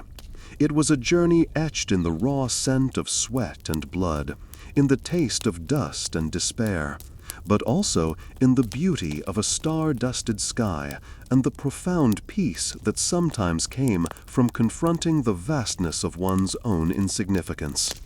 Now, back in the warmth of the community, I felt a sense of belonging, of connection, but I also felt a longing for the lonely beauty of the journey, a strange and poignant ache for the solitude I'd left behind. The fire crackled, a pleasant sound, yet it felt somehow intrusive, too loud, too close. I was home, but a part of me, a small and quiet part, was still out there, on the long road. The fire's embers glowed a dull red, casting flickering shadows on the faces around me. The air, thick with the smells of roasted meat and wood smoke, held the comforting weight of familiarity. Laughter and murmured conversation filled the spaces between the crackling flames, a soothing balm to my still aching body. My stomach, full for the first time in days, felt pleasantly heavy. The warmth of the fire seeped into my bones, chasing away the lingering chill that clung to me from the long journey. I closed my eyes, letting the gentle rhythm of voices wash over me, a welcome contrast to the silence of the plains. But even in this contentment, a subtle shift in the air stirred within me. A change, almost imperceptible at first, yet undeniable. The familiar scent of pine and damp earth, the usual smell of our valley, was overlaid with something else, a faint, unfamiliar tang. It was smoke, definitely smoke, but different. Not the clean, sharp scent of our own fires, but something heavier, richer, perhaps even slightly acrid. A new scent, hinting at something unknown, something beyond the edges of our familiar world. The wind, which had been gentle and warm, shifted, carrying the unusual aroma more strongly. It seemed to come from a direction beyond our usual hunting grounds, a place we rarely ventured to, a place shrouded in rumor and whispers amongst the elders. The change was slight, a barely noticeable shift in the evening air, yet it resonated deeply within me. I opened my eyes, the flames dancing in my vision. The faces around me, usually etched with the familiarity of daily life, now seemed distant, almost ethereal. The cheerful chatter seemed to fade into the background, replaced by the insistent whisper of that strange, unfamiliar smoke. My mind, still weary from the journey, began to race. Was it a wildfire? A distant village we hadn't known existed? Or something else? A ripple of unease spread through me, a cold finger tracing its way across my skin. The warmth of the fire couldn't quite dispel it. The comfortable rhythm of the evening had been disrupted. The quiet contentment was replaced by a growing curiosity, a nagging question mark hanging in the air alongside the scent of that unfamiliar smoke. I watched as the elders, usually engrossed in the evening stories, also seemed to notice the shift. Their expressions were unreadable, a mixture of thoughtful concern and guarded curiosity mirroring my own. For the first time since I reached the camp, I felt the familiar pull of the wild once more, not the comforting embrace of the known, but the unknown, the unsettling pull of the mysterious. The whisper of that distant smoke was a call, summoning a restless curiosity that stirred within my heart. A strange quiet fell upon the camp, replacing the previous cheerful sounds with a shared sense of anticipation. The elders exchanged quiet glances. The children's playful chatter ceased. The crackling of the fire, once soothing, now seemed to echo the questions forming in my mind. What lay beyond our valley? What was that smoke, and what caused it? The scent of that unknown smoke was a catalyst, stirring a restlessness within me far greater than the simple exhaustion of my long journey home. The comfortable certainty of the night had been shattered, replaced by a haunting, alluring mystery. The air was still, yet the quiet held a certain tension. The distant smoke, a whisper on the wind, had woven itself into the fabric of the night, altering the familiar landscape of my own mind, and inviting me into the uncertain embrace of the unknown. The crackling fire, a comforting beacon just moments ago, now felt distant, a fading warmth on my skin. The scent, a wisp of something unfamiliar, not the pine smoke of our own fires, but something different, sharper, pulled at me, an irresistible tug on my curiosity. My body, still heavy with the exhaustion of the long road home, protested with every creak and groan. But the pull was stronger than my weariness. I slipped away from the warmth of the fire, careful to avoid disturbing the slumber of my fellow clan members. Their soft snores, the rhythmic rise and fall of their chests, were a constant reminder of the safety I was leaving behind. A knot of apprehension tightened in my stomach, a strange mix of fear and excitement churning within me. It was a feeling I hadn't experienced since the hunt itself, the thrill of the unknown, the primal anticipation of discovery. The night air was cool against my face, a stark contrast to the lingering warmth of the fire. The familiar sounds of the camp, the crackle of the fire, the rustle of leaves stirred by a passing breeze, faded behind me, replaced by an uneerie silence punctuated only by the distant hoot of an owl. The darkness was deep, a velvet curtain drawn across the stars, obscuring the landscape. I relied on the faintest glimmer of moonlight to guide my steps and the insistent pull of that unfamiliar scent. The ground beneath my feet shifted from the soft earth of our camp to something harder, rockier. The scent grew stronger, a sharp tang that hinted at burning wood, and something else, something metallic almost. My hand instinctively went to the worn leather of my hunting knife, a familiar comfort in the growing unease. My breath hitched in my throat as I rounded a rocky outcrop. Before me, a faint glow illuminated a small clearing. The source of the scent was clear now, a small fire, unlike any I had ever seen, burning with an unnatural intensity, casting dancing shadows that writhed and twisted like restless spirits. The fire was encircled by figures, indistinct shapes huddled close to the flames, their faces hidden in shadow. A low murmuring sound emanated from them, a language I didn't recognize, filled with strange guttural tones. Fear, cold and sharp, pierced the adventurous excitement that had propelled me this far. I had stumbled upon something, or someone, that was not of our clan. An unfamiliar tribe, outcasts, or something else entirely. The metallic scent grew stronger, mingling with the acrid smell of burning wood. It was then that I saw it, a glint of something metallic reflected in the firelight, a weapon discarded carelessly near the edge of the flames. It was unlike any weapon I had ever seen. I retreated silently, the adrenaline pumping in my veins, my heart pounding a frantic rhythm against my ribs. The images I had witnessed were etched into my memory, the strange fire, the unknown figures, the unfamiliar weapon. I did not know if this was a threat to my clan, or if it simply was a group of people different from myself. But I was now certain that I had to return to the clan and report what I had discovered.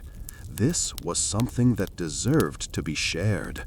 The long journey home suddenly felt insignificant compared to the new path before me, the path of sharing my discovery, of bringing the knowledge to those to whom I belonged to.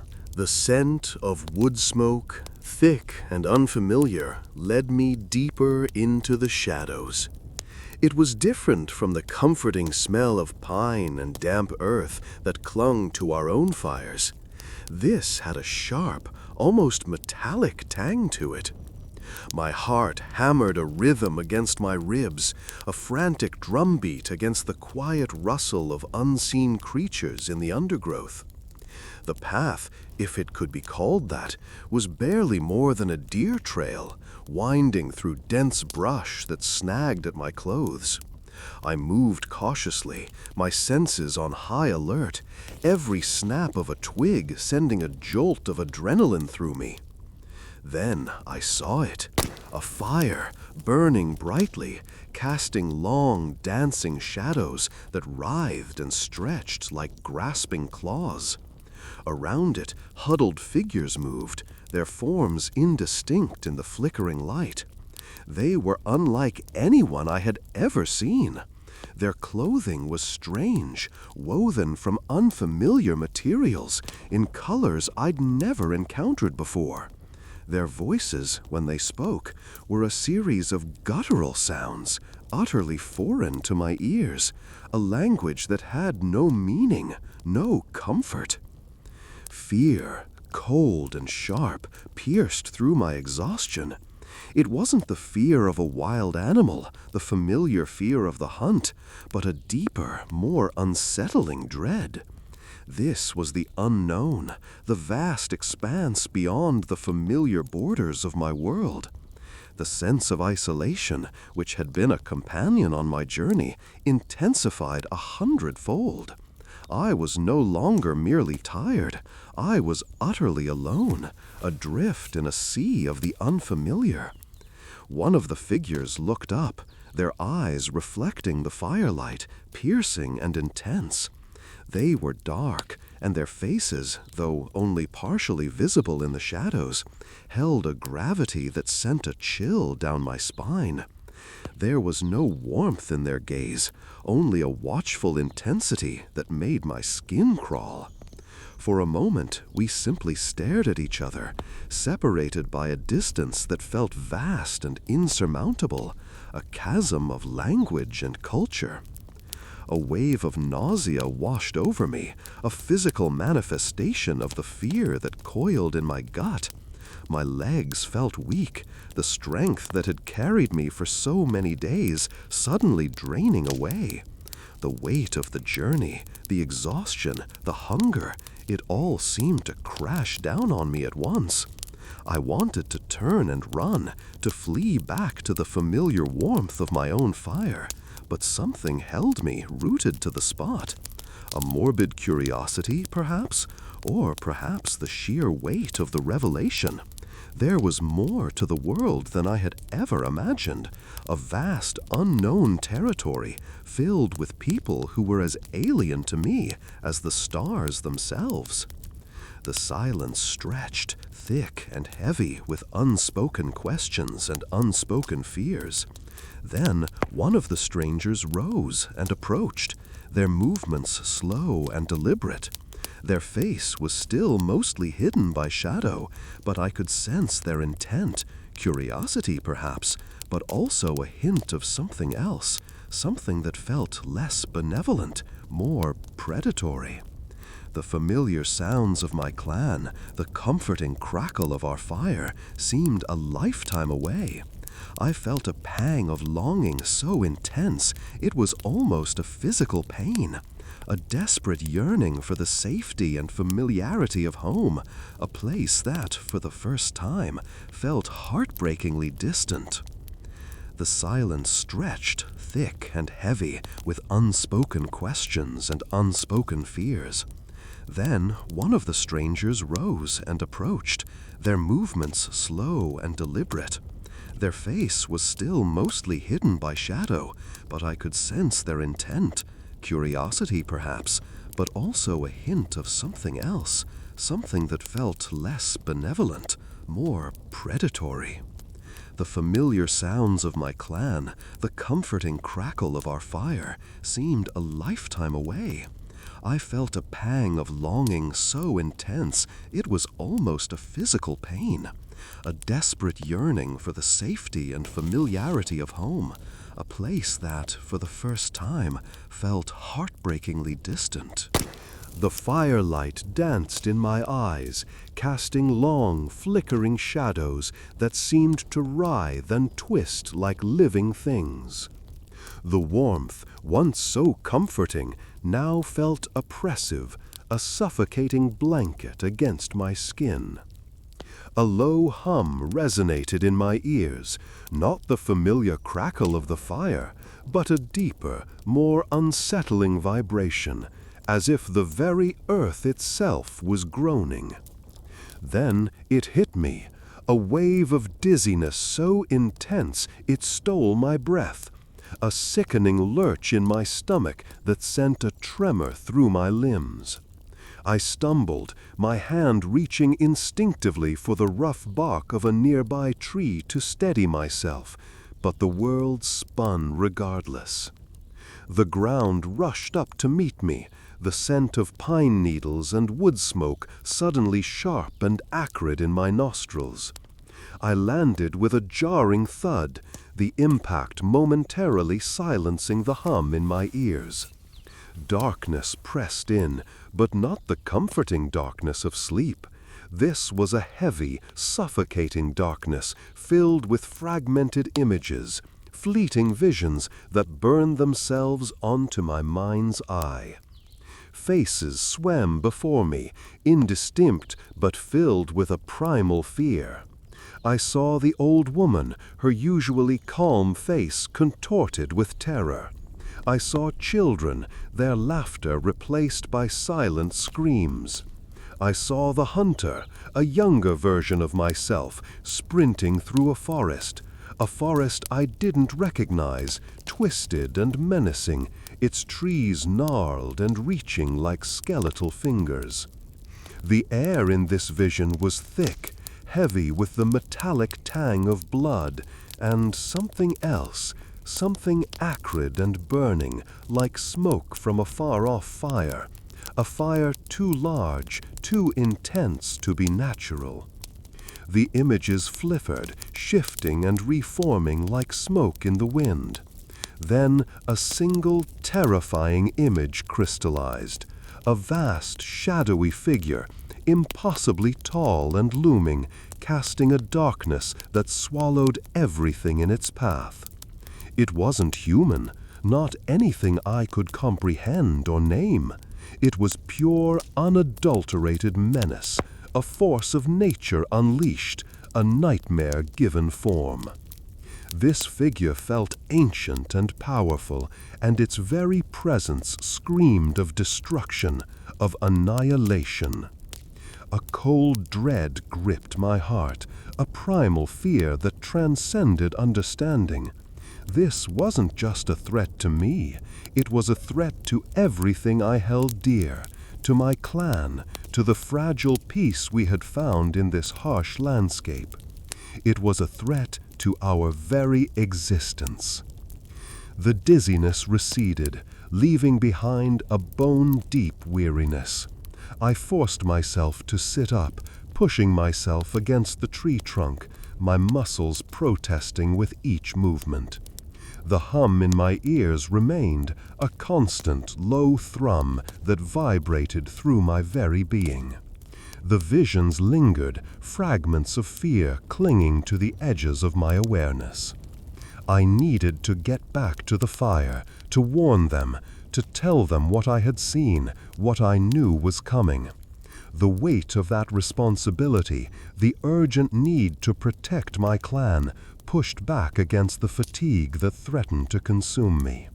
I stood, swaying slightly, my legs unsteady, but the image of the looming figure, the silent screams of my people, kept me moving. I had to warn them. I had to get back. I had to fight. The path back felt longer, every step heavier than before. But now the fear wasn't just for myself. It was a burning fear for my people, a fiercer and more potent fuel than hunger, thirst, or exhaustion. The wind, which had been a gentle companion for so long, now seemed to whip at my face, urging me onward. My legs, heavy with exhaustion just moments before, moved with a newfound urgency, each step a desperate plea against the encroaching darkness. The familiar scent of pine and damp earth, once comforting, now felt charged with a sense of dread, a silent warning echoing the frantic rhythm of my heartbeat. I dared not slow, not even for a moment.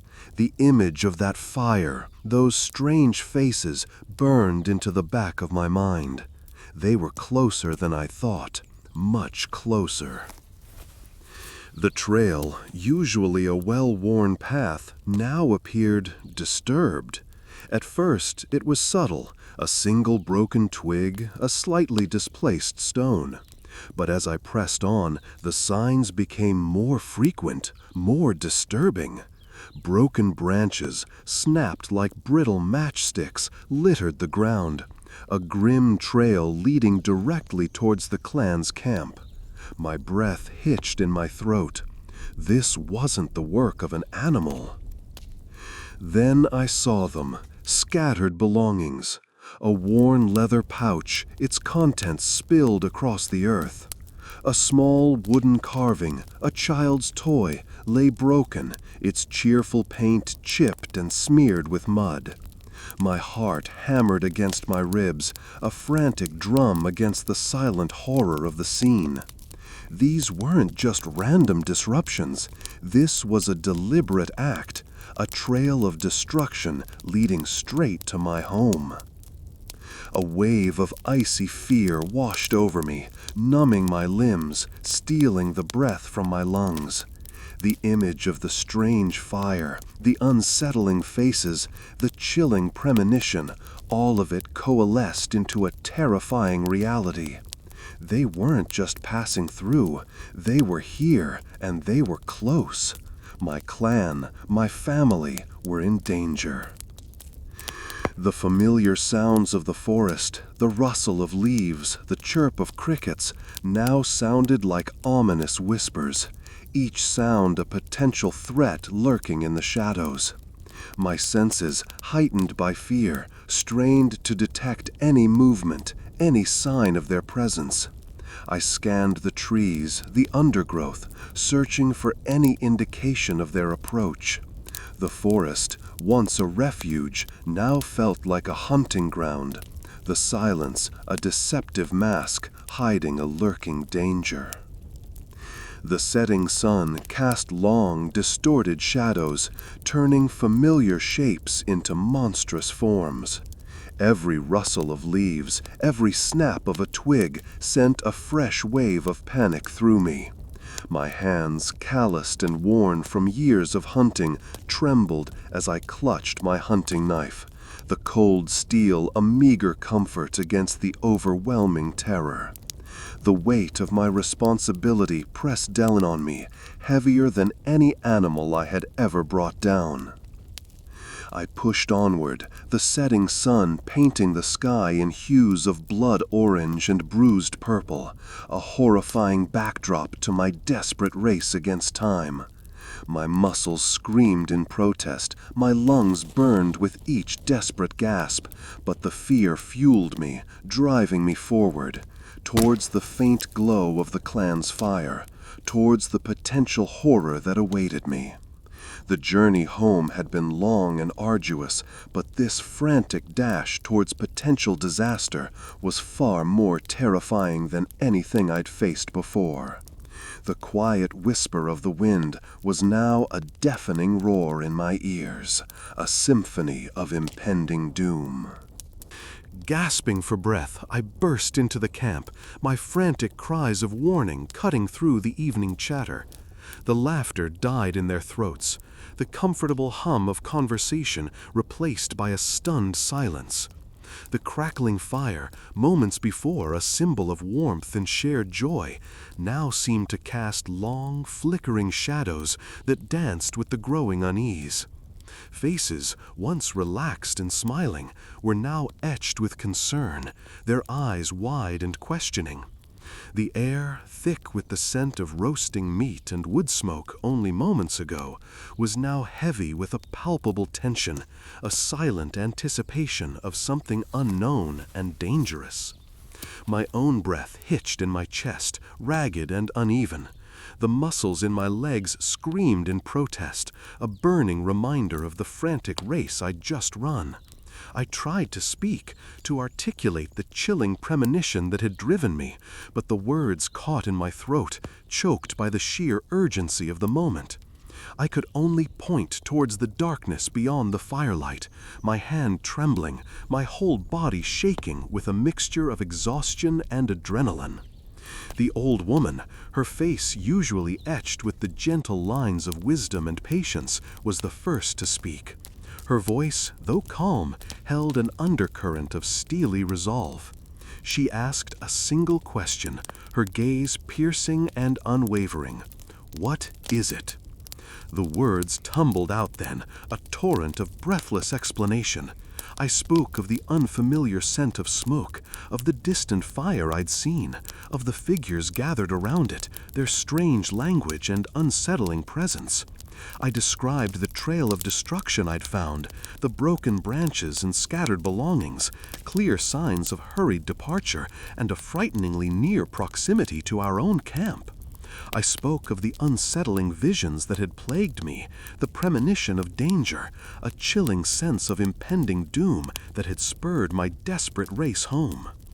As I spoke, I noticed a shift in the demeanor of my fellow clan members. Fear, stark and undeniable, replaced the earlier warmth and camaraderie. There was a quiet efficiency in their movements, a silent communication that spoke of years of preparing for such a moment. The captain, his usually jovial face set in grim determination, began to organize the others, assigning tasks with calm precision. A sense of grim purpose filled the air, replacing the earlier festive atmosphere. Even the children, initially startled by my sudden arrival and frantic cries, fell silent, their eyes reflecting the fear etched on the faces of their parents. The air grew colder, a chill that had nothing to do with the night's descent. It was a chill that seeped into our very bones, a chilling testament to the unknown threat that lurked just beyond the flickering firelight.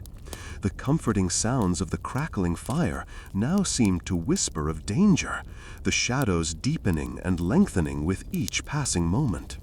The shared meal, barely touched, sat abandoned on the ground, a forgotten testament to the sudden shift from cheerful anticipation to the chilling reality of fear and the inevitable fight for survival.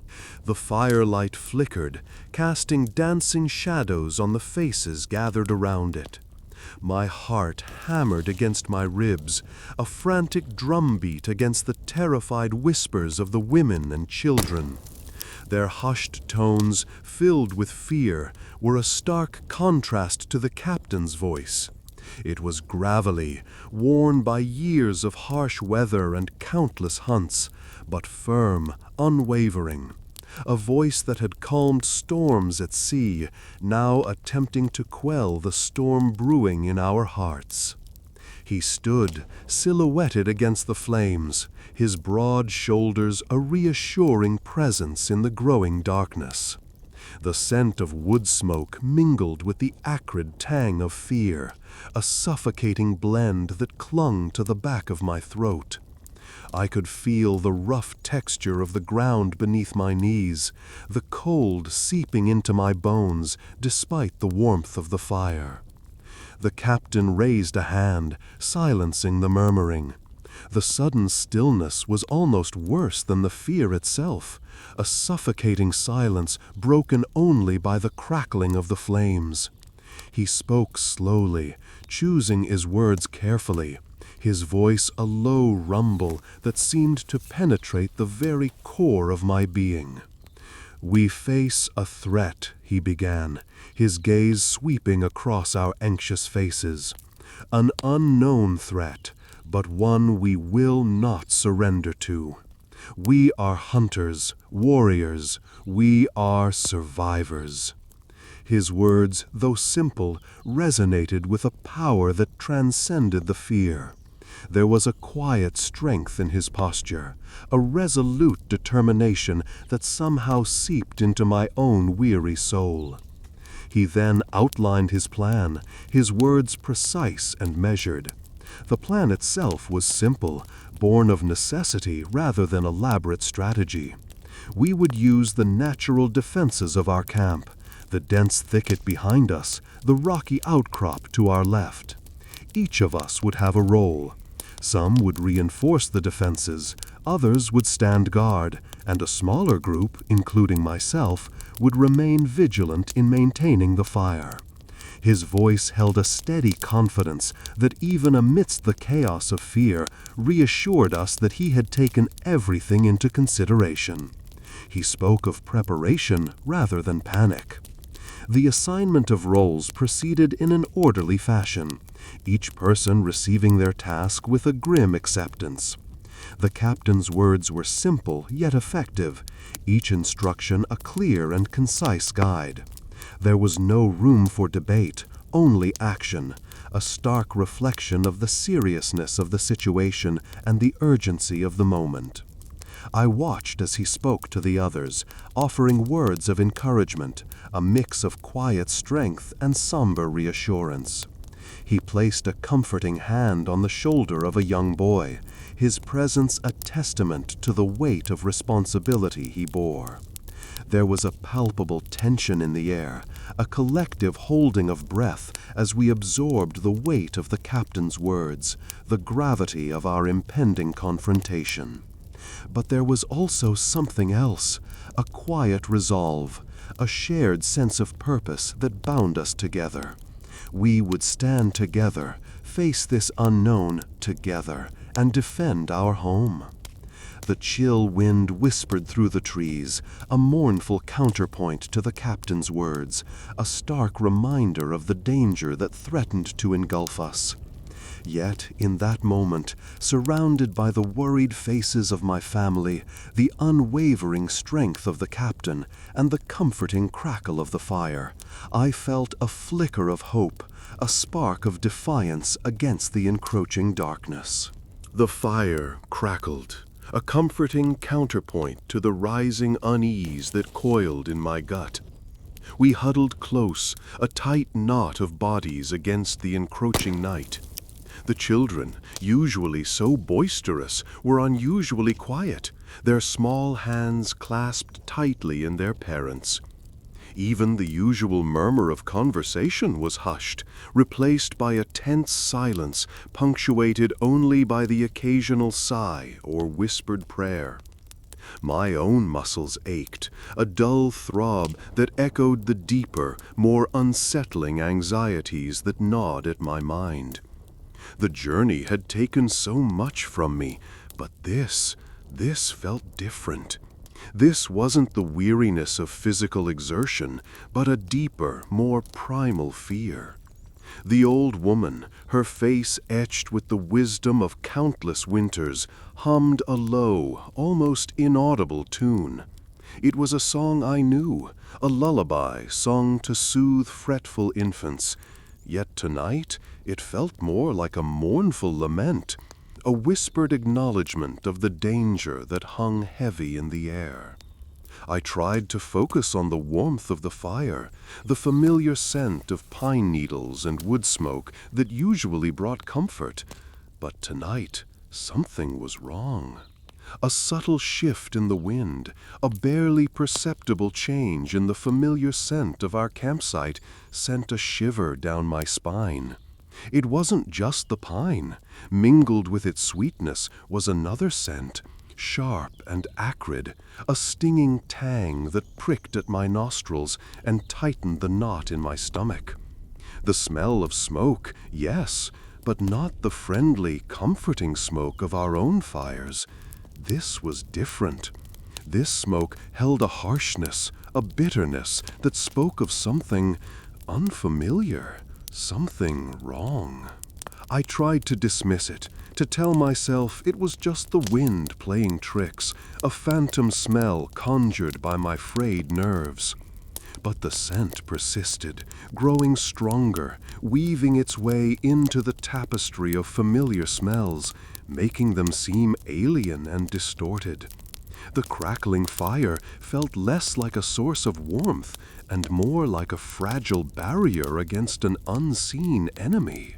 The captain, his eyes scanning the darkness beyond the firelight, spoke in low tones, his voice grave and serious. He spoke of preparation, of vigilance, of the importance of staying together. His words, though meant to reassure, only amplified the growing sense of foreboding. I caught the glint of steel in his eyes, a reflection of the fear that simmered beneath the surface of his stoic demeanor. Even his usual confident bearing couldn't entirely mask the gravity of the situation. The children whimpered, seeking solace in their parents' arms. I felt a pang of guilt, a sharp stab of self-reproach. I had promised them safety, a safe return. Yet here we were, huddled together in fear, the comforting familiarity of home replaced by the chilling presence of the unknown. The acrid scent of smoke grew stronger, weaving its way into my very being, a constant, unwelcome reminder of the danger that loomed in the darkness. The night stretched ahead, an eternity of fear and uncertainty. Sleep seemed impossible. All I could do was wait, listen to the wind, and pray that the dawn would bring us salvation. The air, thick with anticipation just moments before, now vibrated with a raw, primal fear. A sudden, chilling shriek, high-pitched and filled with unimaginable terror, tore through the night. It wasn't the cry of a wild animal. This was the sound of pure, unadulterated panic. It was followed instantly by a chorus of terrified cries from the women and children, a cacophony of screams that clawed at the edges of my sanity.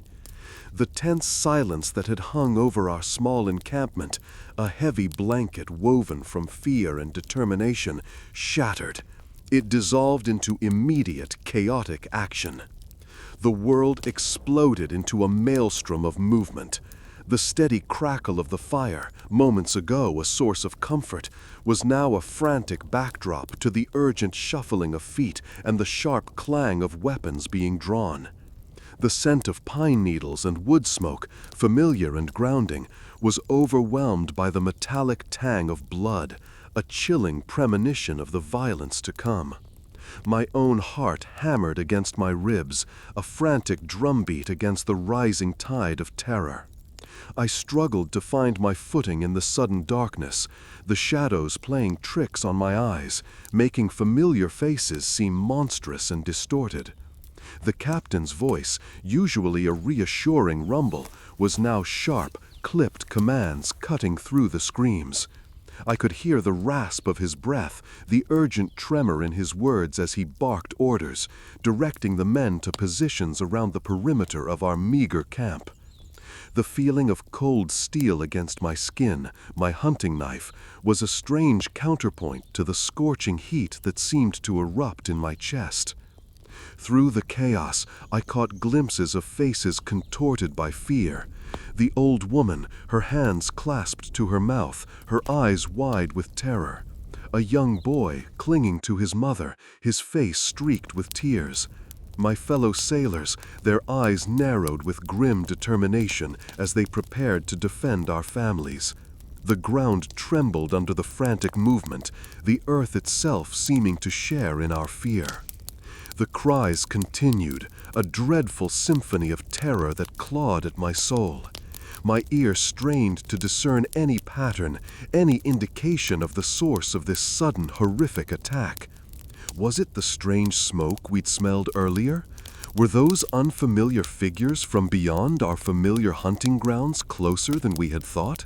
The uncertainty was as terrifying as the screams themselves. Each passing moment felt like an eternity, a slow, agonizing descent into the unknown. I felt a surge of protective rage, a primal instinct to defend the clan, the families huddled together in fear.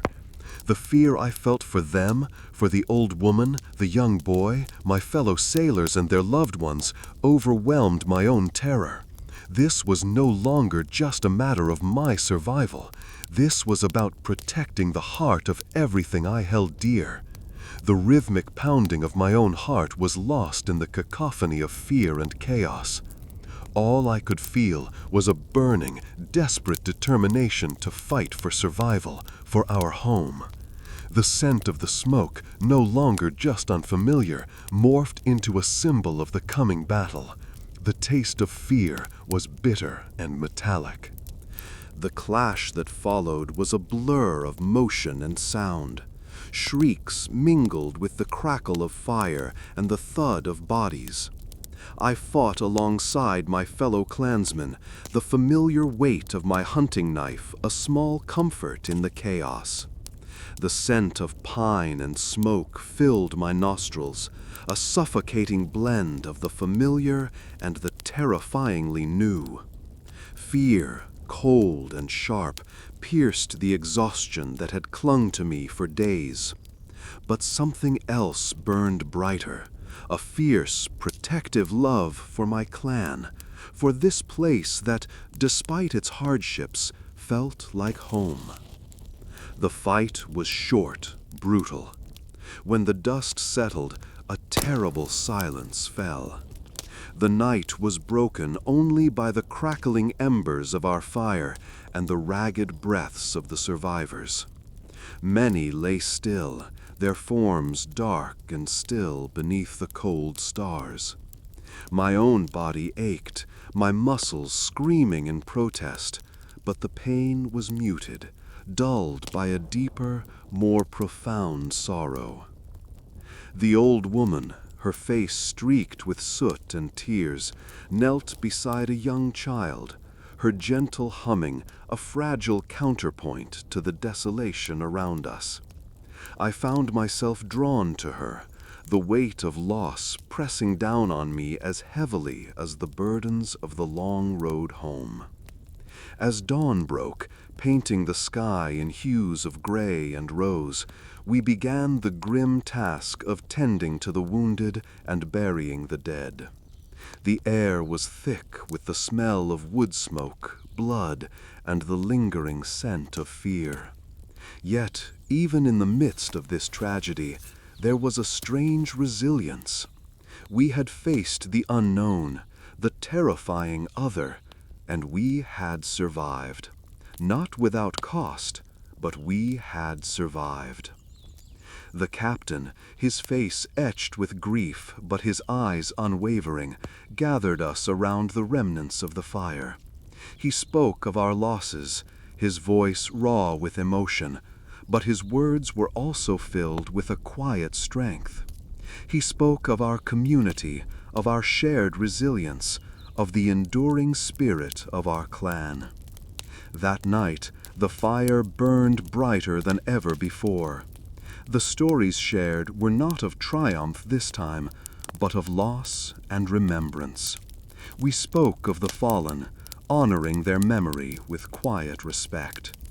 Yet, even in the depths of our sorrow, there was a quiet sense of unity, of shared purpose. We were broken, but not defeated. As I drifted off to sleep, the firelight dancing on my eyelids, the rhythm of my breathing was steady, a calm counterpoint to the tumultuous events of the past days. I dreamt not of the hunt, nor the long road home, but of the faces of my clan, their laughter, their tears, their unwavering spirit in the face of adversity. The warmth of the fire, the closeness of my people, this was home, and we would endure. We would rebuild. We would survive. The rhythm of my sleep, soft and even, echoed the quiet rhythm of life, persistent and enduring.